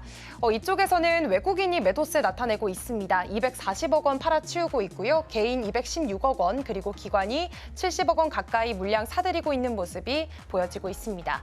그렇다면 업종별 등락률 체크해 볼 텐데요. 먼저 코스피에서 상승하는 업종들 살펴보시죠. 네, 현재 지금 전기전자 쪽이 2.26%대로 강세 나타내고 있습니다. 오늘 SK하이닉스가 어제에 이어서 오늘도 좀 강한 불기둥을 뿜어내고 있기 때문에 오늘 전기전자 쪽 강한 모습이 포착되고 있고요. 또 기계 쪽도 강합니다. 1.5%대 강한 매수세 몰리고 있습니다. 특히나 이 체코 원전이 최종 계약이 좀 체결이 되다 보니까 관련주인 한신기계 10% 가까운 이런 상승세 나타내고 있고요. 역시나 두산에너빌리티에도 강한 매수세 몰리고 있는 상황입니다. 오늘 제조업도 1.5% 좋고요. 서비스업 1.5% 그리고 비금속 광물까지 1%가 넘는 상승세 나타내고 있습니다. 이어서 하락하는 업종들도 체크해 보시죠. 네, 현재 코스피에서는 이 증권이 좀 1.5%대로 하락하는 모습이 나타나고 있습니다. 아무래도 어제 5,000피에 대한 기대감 그리고 증시 부양에 대한 기대감 때문에 이 증권 업종들이 굉장히 많이 상승하는 모습을 보였는데 오늘 장안에서는 조금 차익 매물이 나오는 모습이 보여지고 있는 상황입니다. 또 건설업도 0.8%가량 빠지고 있고요. 금융업까지도 0.5%가량 어제 장에서 조금 좋은 모습을 보여줬던 증권이나 금융, 보험 같은 경우에 오늘 장안에서는 빠지고 있는 모습이 포착되고 있습니다. 그렇다면 이어서 이 코스닥 시장도 함께 상승하는 업종들 체크해 보겠습니다. 현재 코스닥에서는 금속이 2.6%대로 강세 나타내고 있고요. 섬유 의료가 2.4%대로 역시나 강세 보여지고 있습니다. 이 섬유 의료 안에서 지엔코가 유중 효과로 인해서 어제 이어서 오늘도 상한가에 직행한 모습이 포착이 되고 있는 상황이고요. 좋은 사람들이라는 종목 역시나 남북 경협 관련주로 역시나 상한가 직행한 모습이 포착됐습니다. 그렇다면 이어서 하락하는 업종들도 함께 체크를 해보시죠. 코스닥에서 현재 많이 하락한 업종들이 보여지진 않지만 그래도 기타 서비스 0.5%, 음식료, 담배와 운송장비, 부품까지 조금 빠지고 있는 모습이 포착되고 있습니다. 그렇다면 이어서 거래대금 상위 종목들 움직임도 체크해 보겠습니다. 먼저 코스피 시장입니다. 현재 코스피에서는 SK하이닉스 1위 위치에 있고요. 그리고 3위에는 나란히 삼성전자가 보여지고 있습니다. SK하이닉스의 경우에는 어제 이어서 오늘도 좀 강한 매수세가 몰려붙으면서 현재 지금 4.8%가량의 상승세 나타내고 있는 상황인데요. 23만 원 선도 바라보고 있는 상황 포착이 되고 있습니다. 간밤 엔비디아도 그렇고 또 필라델피아 반도체 지수도 상승을 했기 때문에 이런 모멘텀 함께 받아가고 있는 상황이고요. 또 미국의 반도체 보조금 재검토 이슈가 있긴 했지만 그래도 오늘은 강한 상승세 이어가고 있는 모습이 포착되고 있습니다. 삼성전자의 경우에는 1%가 넘는 그래도 매수세 보여지고 있습니다. 다만 삼성전자는 HBM 시장에서 SK하이닉스에게는 조금 밀리고 있는 상황이기도 하고요. 관세 불확실성 속에서 삼성 스마트폰 출하량이 올해의 경우에도 좀 정체될 것이다라는 전망이 나오면서 SK하이닉스와 비교했을 때는 조금 주가가 상승이 제한되는 모습도 보여지고 있습니다.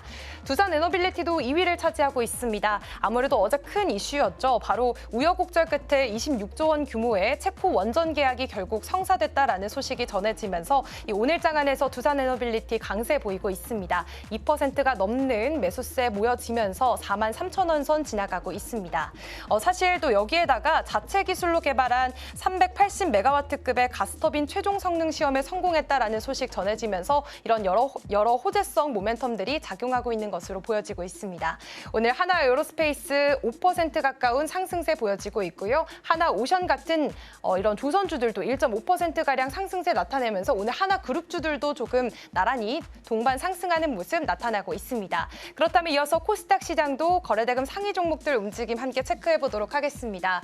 현재 코스닥 거래대금 상위로는 펩트론이 차지를 하고 있습니다. 아무래도 펩트론은 어제 하한가를 보여주기도 했습니다. 일라이릴리와의 기술 이전에 대해서 좀 불확실성이 커졌기 때문에 어제장에서는 하한가가 좀 찍기도 했었지만 오늘장 안에서는 그래도 저가 매수세 유입되면서 4.6%가량의 상승세 보여주고 있습니다.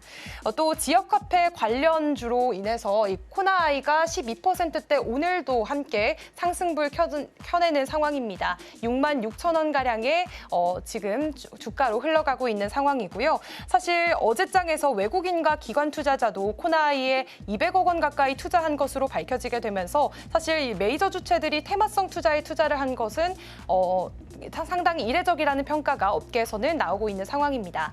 오늘 쿠콘 같은 경우에도 7%가량의 상승세, 그리고 PI는 앞서 말씀드렸던 이런 유리기판 관련주들 오늘 시세에 좋은 모습이 포착되고 있습니다. 6%가 넘는 상승세 보여주면서 현재 9,100원 선 지나가고 있는 상황이고요. 다만 웹캐시는 오늘 1%가량 지금 매도세가 살짝 보여지고 있는 모습도 포착이 되고 있습니다. 그렇다면 시총 상위주들의 움직임도 함께 체크해 보겠습니다. 먼저 코스피 시장입니다. 현재 코스피에서는 KB금융 어제 많이 올랐던 만큼 오늘 3% 가까운 매도세가 좀 나타내고 있는 상황이고요. 현재 그 매도폭이 점차 커지는 모습도 포착이 되고 있습니다. 또 HD현대중공업 같은 경우에는 오늘 1%가량의 좀 낙폭이 그려지고 있는 모습이고요. 나머지 코스피 시총 상위주들의 움직임은 오늘 좋은 흐름이 좀 나타나고 있습니다. LG에너지솔루션의 경우에도 오늘 1%가 넘는 매수세 붙으면서 현재 29만 2천 원 선까지 회복을 했습니다. 이제 앞으로 좀 30만 원 선에 다시 한번 도달을 할 수 있을지도 좀 지켜봐야 되겠고요. 역시나 삼성전자와 SK하이닉스 이 반도체 투탑이 좀 단단하게 지수를 이끌어가는 모습도 포착이 되고 있습니다. 그렇다면 이어서 코스닥 시총 상위주들의 움직임 빠르게 체크해 보도록 하겠습니다.